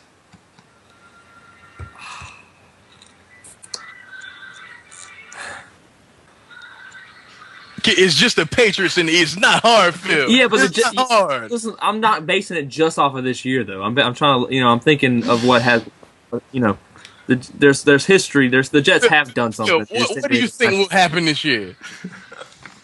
All right, AFC East is the worst. Okay, I got you. Phil, best NFC East or AFC North? NFC East, no question. Oh my God! I'm just telling you. I almost want to just cut this show off. I almost want to just stop here. Like, this dude.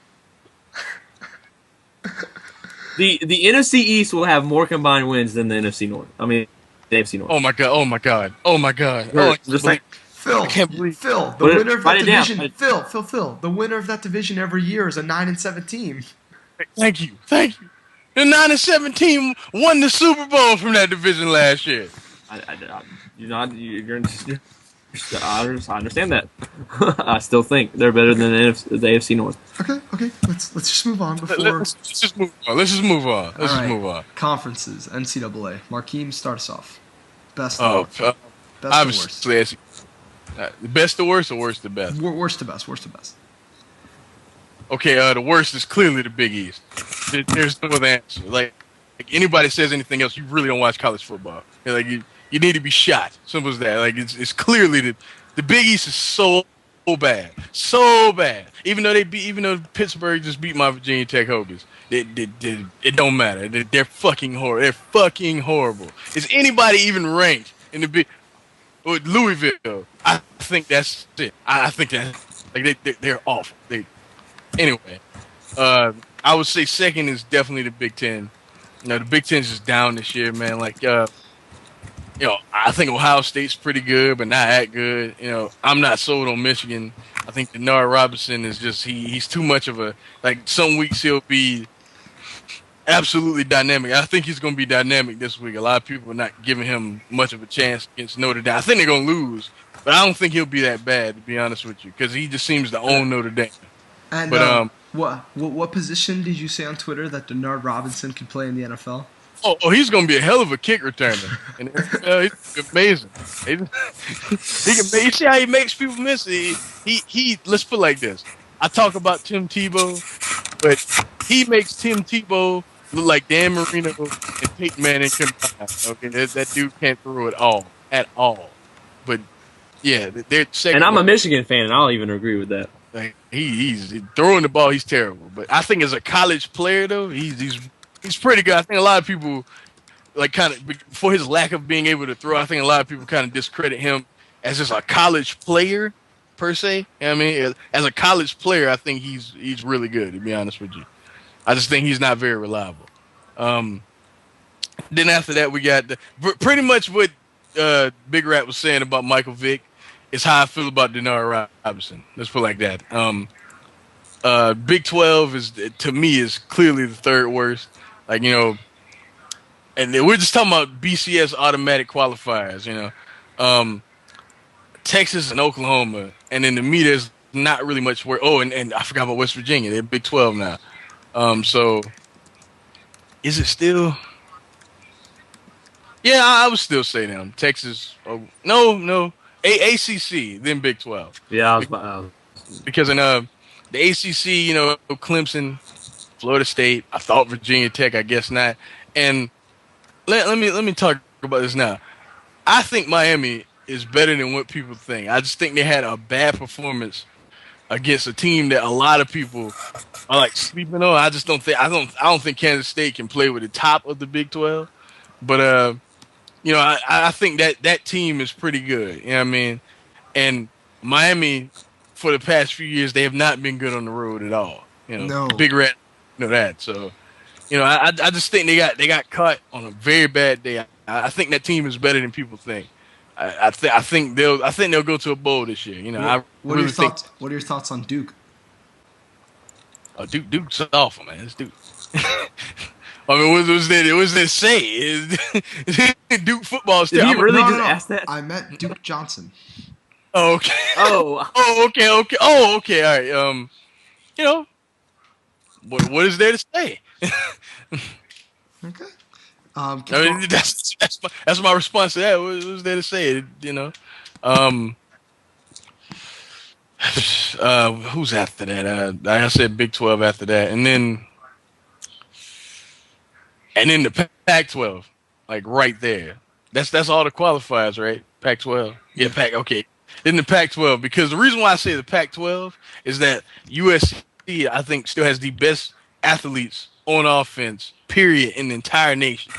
Marquise Lee, Robert Woods. You're not gonna find two playmakers better than that in the entire country. That's why people had them ranked so high, because those dudes are so electric. I mean, I think in the NFL, people will see how dynamic they are. They really are two very dynamic talents. And Matt Barkley, I think, is the best quarterback in all of the country, but he just ain't got no blocking. And Oregon, they put up 70 on your game. There's so many playmakers on that team too. They their quarterback, whose names escape me, Anthony Thomas, is an amazing athlete. They'll put up a lot of points. UCLA, as I was just talking about Jonathan Franklin. That team is really, really, really good too. Just all over. I feel like the entire conference, anybody can hurt you. I feel like Arizona State at home can hurt you. A lot of people sleep on the environments in the Pac-12. Like, there's a lot of, like, to me, those are some of the loudest stadiums in the country. If you saw the UCLA, who was it? Who was it? Was it Wisconsin or Nebraska? I think it was Wisconsin. No, it was Nebraska. The UCLA versus Nebraska game. The crowd was going ape shit. Couldn't even think in there. It was loud. The Coliseum's always loud. Like I said, the Pac-12 is second, and clearly the SEC is first.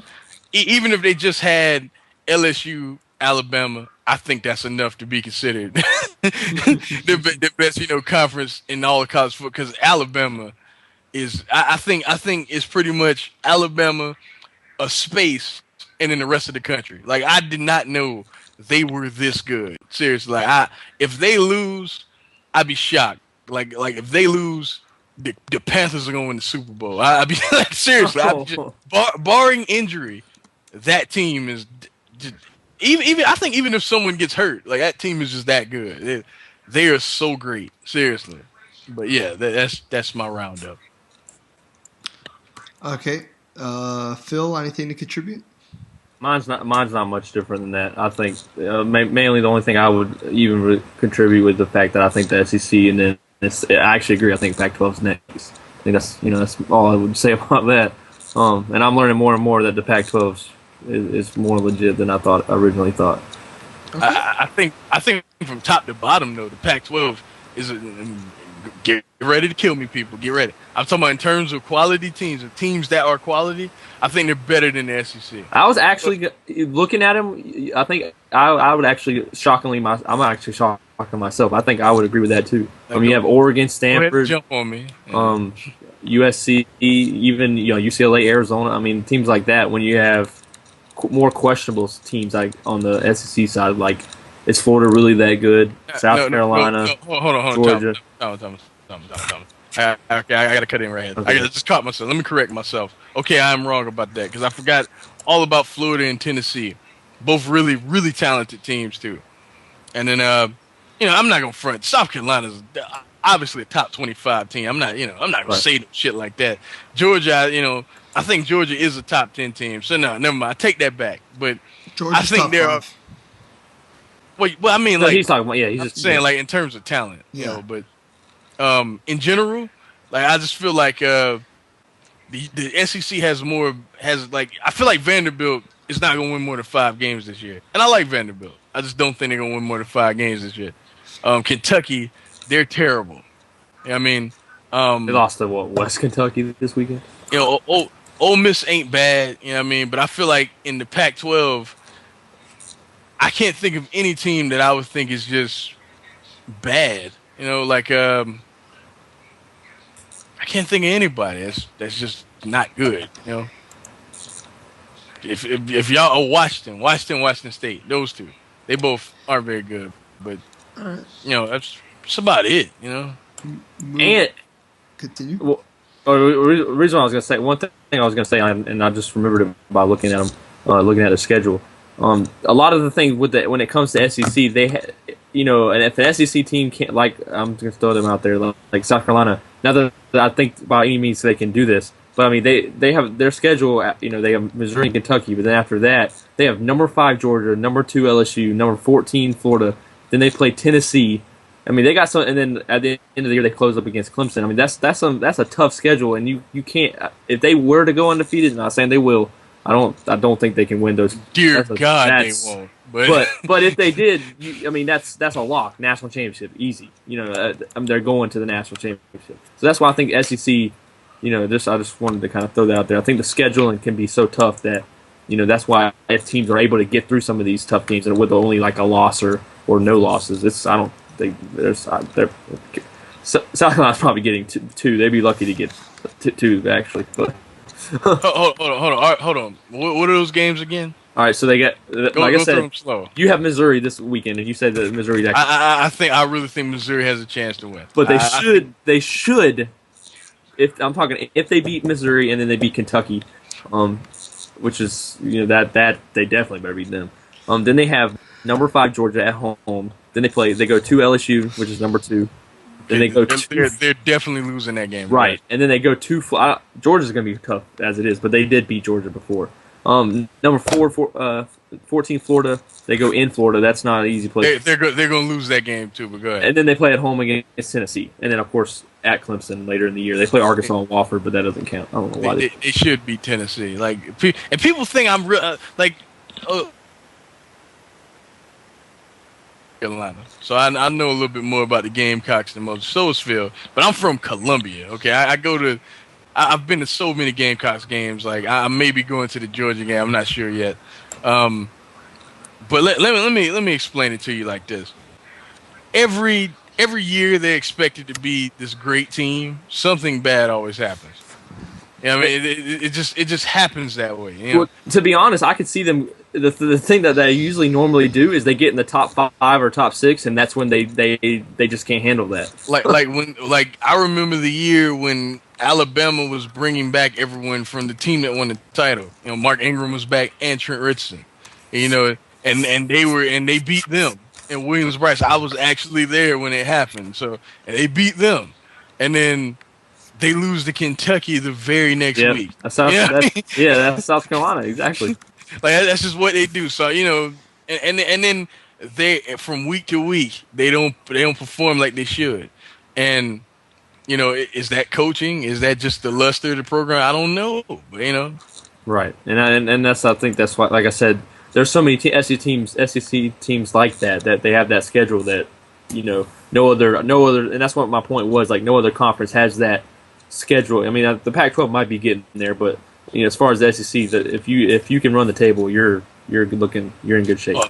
I want to talk about Florida and Tennessee last week. Let me talk about that real quick. That was a quick turning point game. You know what I mean? I feel like the winner of that game was going to take their program where it was going, and the loser of that game is kind of stuck where they are. I feel like both are good teams. You know what I mean? But Florida, I think now, is the most dangerous team in the country because that defense was already legit. Gillislee, a lot of people don't. I ain't bring him up either. In terms of Heisman candidates, if he leads the SEC in rushing, at the pace he's going now, he might be in discussion too. Because if Florida keeps winning and they finish in the top 10, which a lot of people are really high on Florida, and if they just pound the ball or whatever, they can beat anybody in the country except Alabama. Right. They can beat anyone else. Anybody else, because I was really impressed by how they just took the fight out of Tennessee. A lot of people don't even know that game was really close. Tyler Brayton, really good. I still think he's the best quarterback in that conference over Aaron Murray. Yeah, motherfuckers gonna kill me in the comments, but I don't care. They totally took the fight right out of that team at home. It killed the crowd, killed everything. Like the last 5 minutes of the game because it was close. I was at home marking out during that whole game because I don't care. It's Florida and Tennessee. I give a fuck who wins. But I was so into that game, And then 5 minutes left, it was over. And that spoke to me. I was at home. I was like, these motherfuckers are legit. I just wanted to throw that out there. Florida is the most dangerous team in the country right now. Right. I don't want to see them at all. If I was coaching, I don't want to see them on Saturday. Seriously. Especially not in the swamp. Definitely not in the swamp. That's why I think South Carolina will definitely lose that game. Yeah, that's gonna be hard. Yeah, I agree. All right, but I'm done with that, Phil. Big Rat. You got anything else to add, Phil? I'm good. I'm good. All right. We have 2 topics left, so very quickly while we round out this, Jesus, I think we've been doing this for 2 hours or something like that. Yeah, epically long. Hopefully you guys are still listening. Yeah, don't worry. They'll listen to an hour and a half of comic books. They'll listen to 2 hours of football. Fuck you. All right, go ahead. All right, next topic. Is preseason in sports pointless? Phil, we'll start with you. Okay. As far as preseason, we got into this kind of before the show. But as far as preseason polls, since we're on college, I'll keep it to that first, and then I'll switch gears. But as far as preseason polls, I think they're just a platform to see who's there, who's going to be a factor possibly. But as far as like where they're at and where they're ranked, it's totally pointless to me. I don't see why you have to have a preseason rankings. I say put out the rankings after week 1, and do it that way. After week 1, everyone. Okay, I'm cutting them off, Bigger. I'm cutting them off. No, go ahead. No. Hey, after week 1, when you got teams like Alabama playing, true, right. And that's the problem with college. But I just think pre polls aren't.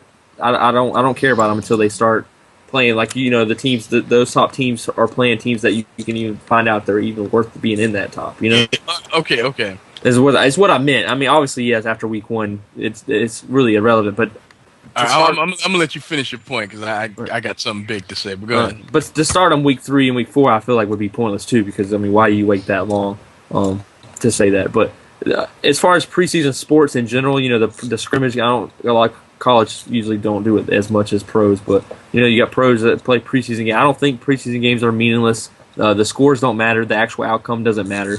But there's a lot of things that you have to determine. You have a roster you got to get down. You have a lot of players you're wanting to see how they can do, and if they can't even perform in a preseason game, how are they going to do in a regular season game? So I do think as far as pros, preseason games do matter. As far as not the score doesn't matter and the outcome doesn't matter, but the fact that individual performances and and how your starters are doing the slim time that they're in there. I don't think they always show. I don't think any team really is smart enough to show all their colors or most of their colors in the preseason. But I do think that they use it as a platform to kind of judge and see where it is. And I think people can't overreact based on things on the preseason, and they can't underreact if that makes any sense. You can go ahead, Mark. All right. The poll thing, I'm kind of with you, but I'm kind of not. Let me explain. Okay. Because the one thing I do not like about preseason polls is that if a team, like the reason why I have had such a big problem with teams like Arkansas and South Carolina and Georgia being, well, not Georgia, but South Carolina definitely being ranked so high is because it makes it hard for teams that aren't necessarily ranked to make it into the top 25 because these teams are ranked so high and don't even necessarily deserve to be ranked as high. You know what I'm saying? Like, right. And I also feel like that see, I'm not one of these people that hate the BCS. To be honest with you, like, I felt like there's only been 2 years where the BCS was totally off. To be honest with you, I hadn't had the biggest complaint about the BCS. And that's a whole nother video. But yeah, it is. but but I feel like the polls, have a little too much to do with the BCS. You know what I'm saying? I feel like the first BCS poll should be the poll. And I mean, like whatever the BCS is at the moment, that should be the first poll. You know what I'm saying? Right, I got you. Like if that makes any, I know it's hard. It would be hard to do that. I know it would take like a lot of work to do something like that. But I feel like that would be the most fair way to do it because you're just pretty much going off what talent each team has, not necessarily, what they did last year, because Auburn lost Cam Newton the following year after the national title. I think they were ranked like 23rd preseason. Right. So I mean, if they deserve to be though, but I don't have the biggest problem with it, but I see his point. And preseason football games in the NFL, you got it. You have to do that because the rosters are so big before the season starts. You got to know who you're going to cut. You got to have reserves too, and you got to know which reserves you need to keep. So I have no problem. What I have problem with is people making a huge deal about the preseason polls and preseason football games. Like that's what I have a problem with. Like I hate to bring him up, but like motherfuckers like you know, the NFL Live, guy with the brown hair. No, guy beat cancer. Steelers guy. Oh, I don't know. Miro Hodge. Hodge. Yeah. He don't even get pissed. started on him. He pissed me off because like he kind of went like overboard. Like when he was talking about the preseason, like, well, Peyton Manning didn't do much, and we'll get to Peyton too. But Peyton Manning didn't do much. All those errant passes and stuff like that, we don't know what he's gonna do in the regular season. There was one year where Peyton didn't throw a touchdown the entire preseason, and you know what happened that same season?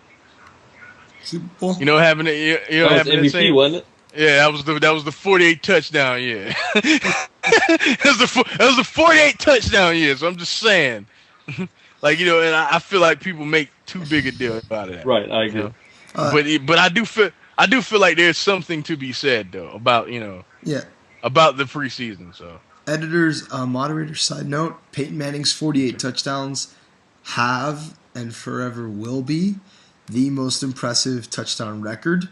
I think the fact that Brady has 49 or 50 is bullshit. It's bullshit. Seeing as how why do you say that? Why? Because Peyton was benched the last 2 games of the season. Had he played the full last 2 games, he would have had much more than 48.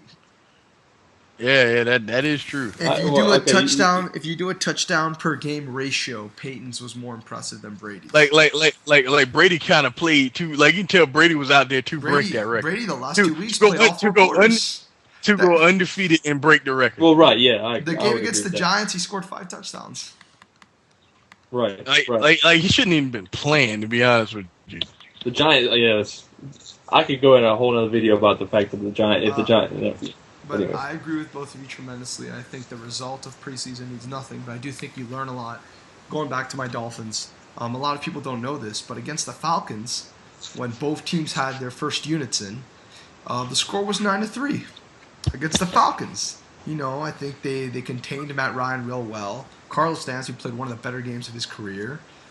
Cameron Wake played exceptionally well, I felt. Cameron Wake and Olivier Vernon both produced great snap off the defensive line. Bush had a good game. Tannehill, you know, he was decent.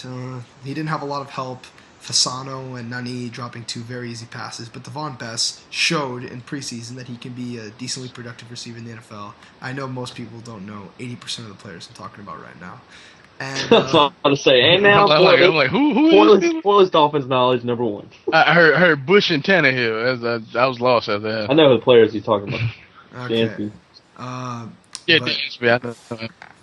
But so the preseason. But obviously, if you look at the Dolphins' preseason record, we were 0-4. If you look at some of the scores, they weren't as close. The scores don't mean anything. The scores don't mean a damn thing. But if you watch closely enough when the starters are in, you learn something. And that's something I think a lot of people take into account. Like when the Jets scored 48 points, what's his name? Incarcerated Bob, a guy I follow on Twitter who breaks a lot of sports news. Very knowledgeable guy, actually. He broke a lot of the free agency stories before most people did. He revealed Peyton Manning going to Denver, Mario Williams to Buffalo, Vincent Jackson to Tampa Bay. All these stories he revealed like weeks before everyone else did. Knowledgeable guy, huge Jets fan.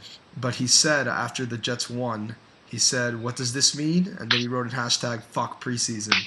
And I messaged him saying, like, I think you're off there. I think a lot of people like to just throw away preseason.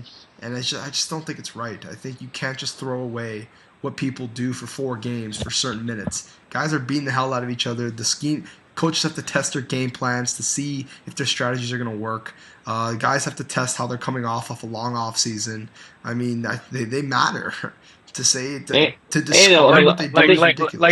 Like it doesn't matter, but it's educational. Right. Yes. And I think Big Art, you said this on Twitter once. I mean, people are fighting for their jobs. I mean, yes. Can't say it's meaningless to that extent. Exactly. Finally, we'll close this with our last topic. Should the Broncos worry about Peyton Manning? Markeem, I'll let you go first. Okay, worry is a strong word. But I will say that that first quarter of that game on Monday night really alarmed me. Yes. Like, you know, just his like, in terms of just how he looked, like, what I mean, his thought process, everything, he's Peyton Manning. I'm not too worried about that at all. But in terms of just like the way he was delivering the ball, when the way the ball was coming out of his hand, the way it was moving, all that stuff, it didn't seem as cerebral and as tight as Peyton usually is. Like, it's like he sees something, bam, point A, point B, the ball gets there. It's not like really a zip, but shit just happens. You know what I mean? He thinks it happens. You know what I mean? It seems like now, like, he thinks, his body finally does what it needs to, and then whatever happens, happens. You know what I mean? That's how it looked in that first quarter.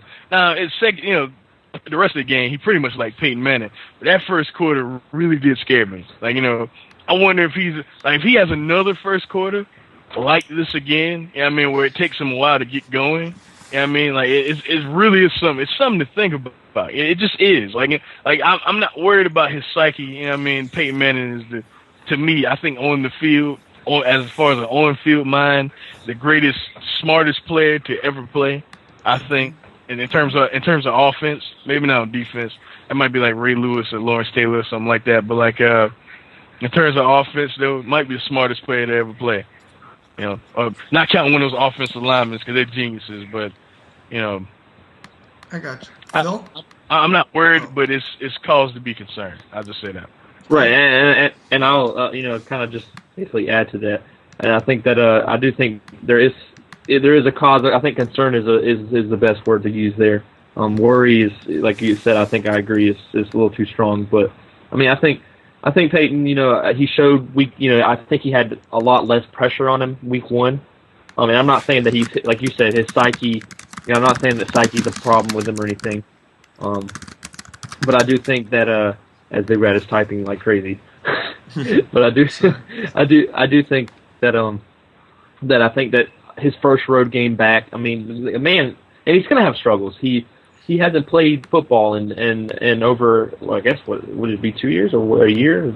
Well, is that a good point, Phil? You truly aren't Skip Bayless. Go ahead. Yes. So I mean, he hasn't played. I told you, I'm trying. Finally, have a platform to prove that. But anyways, I don't think he's going to have his struggles, and I think on the road in Atlanta, I mean, to me it seemed pretty loud in there. And I think another thing is you got to credit new defensive coordinator for Atlanta. They probably threw some stuff at him that he wasn't used to seeing in a long time, and he had to work on it. He had to adjust.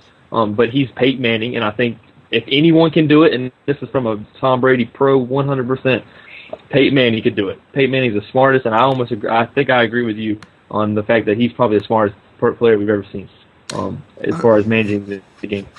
And I like I said, I wouldn't be worried, but I do think there's a little bit of concerns.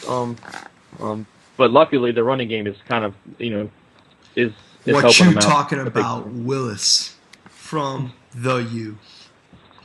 Just saying. Oh, right, Willis McGahee. But anyways, the Broncos, like we said, the Broncos are going to be up there. They're going to be a playoff team. So, I mean, I don't think that the Broncos have anything to worry about if that's the main thing. So, he's still Peyton. My 2 cents on this, I thought he looked absolutely amazing against the Steelers. I know they didn't have James Harrison or Ryan Clark, but still, just the way, just Jesus, it's the little things with Peyton. It always is the little things with Peyton. The way everything he does, every little pass, every little thing in his mind, every little strategy. I mean, that Demaryius Thomas touchdown that everyone was talking about, it's one of the best quarterback reads I've seen in a while. Like, you just couldn't doubt him. Every time he was on the field, like, you just can't doubt he's Peyton Manning. Against the Falcons, he wasn't Peyton Manning for, I would say, the first half, not just the first quarter. But I do think... Yeah, I would agree with that, first half. I do think the fact, because I remember in 10th grade when Peyton Manning played the Dolphins, this was Monday night, they beat us 27-24. Peyton Manning's average time for a touchdown for the Colts was 45 seconds. Legitimately. Good God. Legitimately, like, he was that, like, he just, and then we scored a touchdown with 4 minutes left. And then I was so excited, and my dad just goes to me, 4 minutes is too much for Peyton Manning. And Peyton Manning comes and he scores in a minute. And then the rest is history. I mean, that Patriots-Colts game, one of the more famous of their matchups when the Colts won 35-34. You know, Belichick Come on, got AFC Championship. no. This was in the Are regular you talking season. about when the Belichick play? Yeah. When Belichick got a lot of shit for going forward on 4th and 2 on their own 28 with like 2 minutes left. But I totally agreed with him. I mean, you don't give Peyton Manning the ball with 2 minutes left. And everyone always said this, just like don't. Like, he's Peyton Manning for a reason. He's a killer. Like, don't give the ball to Peyton Manning. And I think that for the second half, for him to be able to make that comeback after such an absolutely god-awful performance in the start, I think that says a lot, that killer instinct that people used to say, that legendary story where people say don't give the ball back to Peyton Manning. I mean, I think it's still there. I really do. And I don't there's issues with, is there issues? Yes. That first quarter performance, I mean, they lost. It says it all. They lost. That killer Peyton Manning wasn't enough to make up for the poor first half. But I think, I mean, they're 1-1. They fought two really hard teams. I don't think people realize that. Like, of all the top end Super Bowl contenders, I mean, this team probably has had the hardest schedule so far. Yeah, and it doesn't get any easier. No, they have the Texans this week. So I'm saying, what I'm trying to say is that there's issues. We still have to wait and see. But I do think, after seeing that legend of don't give the ball back to Peyton Manning, I think he's still there. Yeah, and I want to add two things to that. One thing people forget about Week 1 is it's playing in Denver. I mean, a lot of players are used to it now, but the high altitude in Denver is a huge factor. So on both ends, I'm talking about on both sides of the ball. So, you know, for Peyton to do that there when, you know, he's used to his dome. I mean, he plays outside. I'm not saying Peyton can't play outside. But I'm saying, you know, he did that. The Steelers, I think, were a little off because of that as well. But and then you have Atlanta, where he throws 3 interceptions. There's 4 total turnovers, and they're still in the game, which you could say that's part of it, stuff on Atlanta as well. But they're still in the game because of Peyton Manning, and you have to score touchdowns. If Atlanta had scored touchdowns during that time, it might have been over. But anytime you are not constantly scoring touchdowns, they're still in the game. It's the same thing people say about Brady and Peyton. It's the same exact way. You can't give that kind of time to Tom Brady or to, like I said, what we're talking about, Peyton Manning. You just can't do it. Hey, you know you had to bring up Tom. I'm sorry. Brady. I'm just trying to. Let's bring up Tim Tebow while you're at it. Oh, Don't give the ball to Tim no. Tebow in the final 2 minutes. We'll see you about Week 5. We'll see you about Week 5. All right. Also, I do want to say, before we go off, that one important note, I really don't think the season starts until, like, late September, October. I think the first few weeks of the regular season, teams are still, like, figuring out their chinks. But, I mean, I do think the 49ers are going to be one of the best teams in football. I think the Texans are going to be one of the best teams in football. Like, nothing's changed from that department. But I should note that 2 years ago, the Dolphins started out 2-0. And, well, yeah. Well, and that's my point for a lot of people. Don't relax. It's Week 2. There's teams that are 2-0 that will finish with like maybe 5 wins. Probably, well, I don't know about 2-0, but that's I mean about 5 wins. But there are teams that are not going to be playoff teams that are having winning records right now. Well, 1-1 is a decent record, but you know, as far as like calm down. There's teams that the Saints are, like I said, I'm still sticking with that. The Saints are going to be there in the end. They're going to be in the talk. So. I don't know, man. Not without Sean Payton. That's just not without Sean. I could be wrong. But Drew Brees if this was last year, I'd be right with you. But this,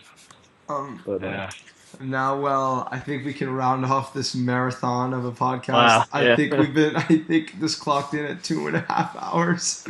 I hope you guys are still listening. I really do. YouTube might, and I hope y'all enjoyed this for real. Like, yeah, I did. real. Yeah, I did. We all had a lot of fun. We did. Yes. And we're gonna keep doing more of these. I think next time it'll flow better. It'll be a little more organized. We'll figure it out. A lot shorter too, I'm sure. Yeah. And check out my channel because I may have one coming, and I want to do like a lot of these everywhere. So, like, y'all might see me pop up on random channels, random people. You're like, whoa, what is he doing here? So I don't know. Talking to different people, so we'll see. Okay. So you can check him out at youtube.com/Nightmareballer1, and you can check Philip at /Nightmare10, right? Yep. Spelled different too. It's NYTEMARE10, but you can put that in the description. No, they'll see. They can read. Right, they can read. Right. I hope. Yeah, I would hope so. Too. This was a YouTube take. We really enjoyed it. We hope you all enjoyed our conversations, and thank you very much. I am Big Rat J 310 Crawford with my two guests. Nightmare 10. No, the Nightmare Bayless. Remember Nightmare? Oh yeah, Nightmare Bayless. I'm sorry. Gosh. I'm Markeem J. Graham Smith. I guess we'll say that. Yes.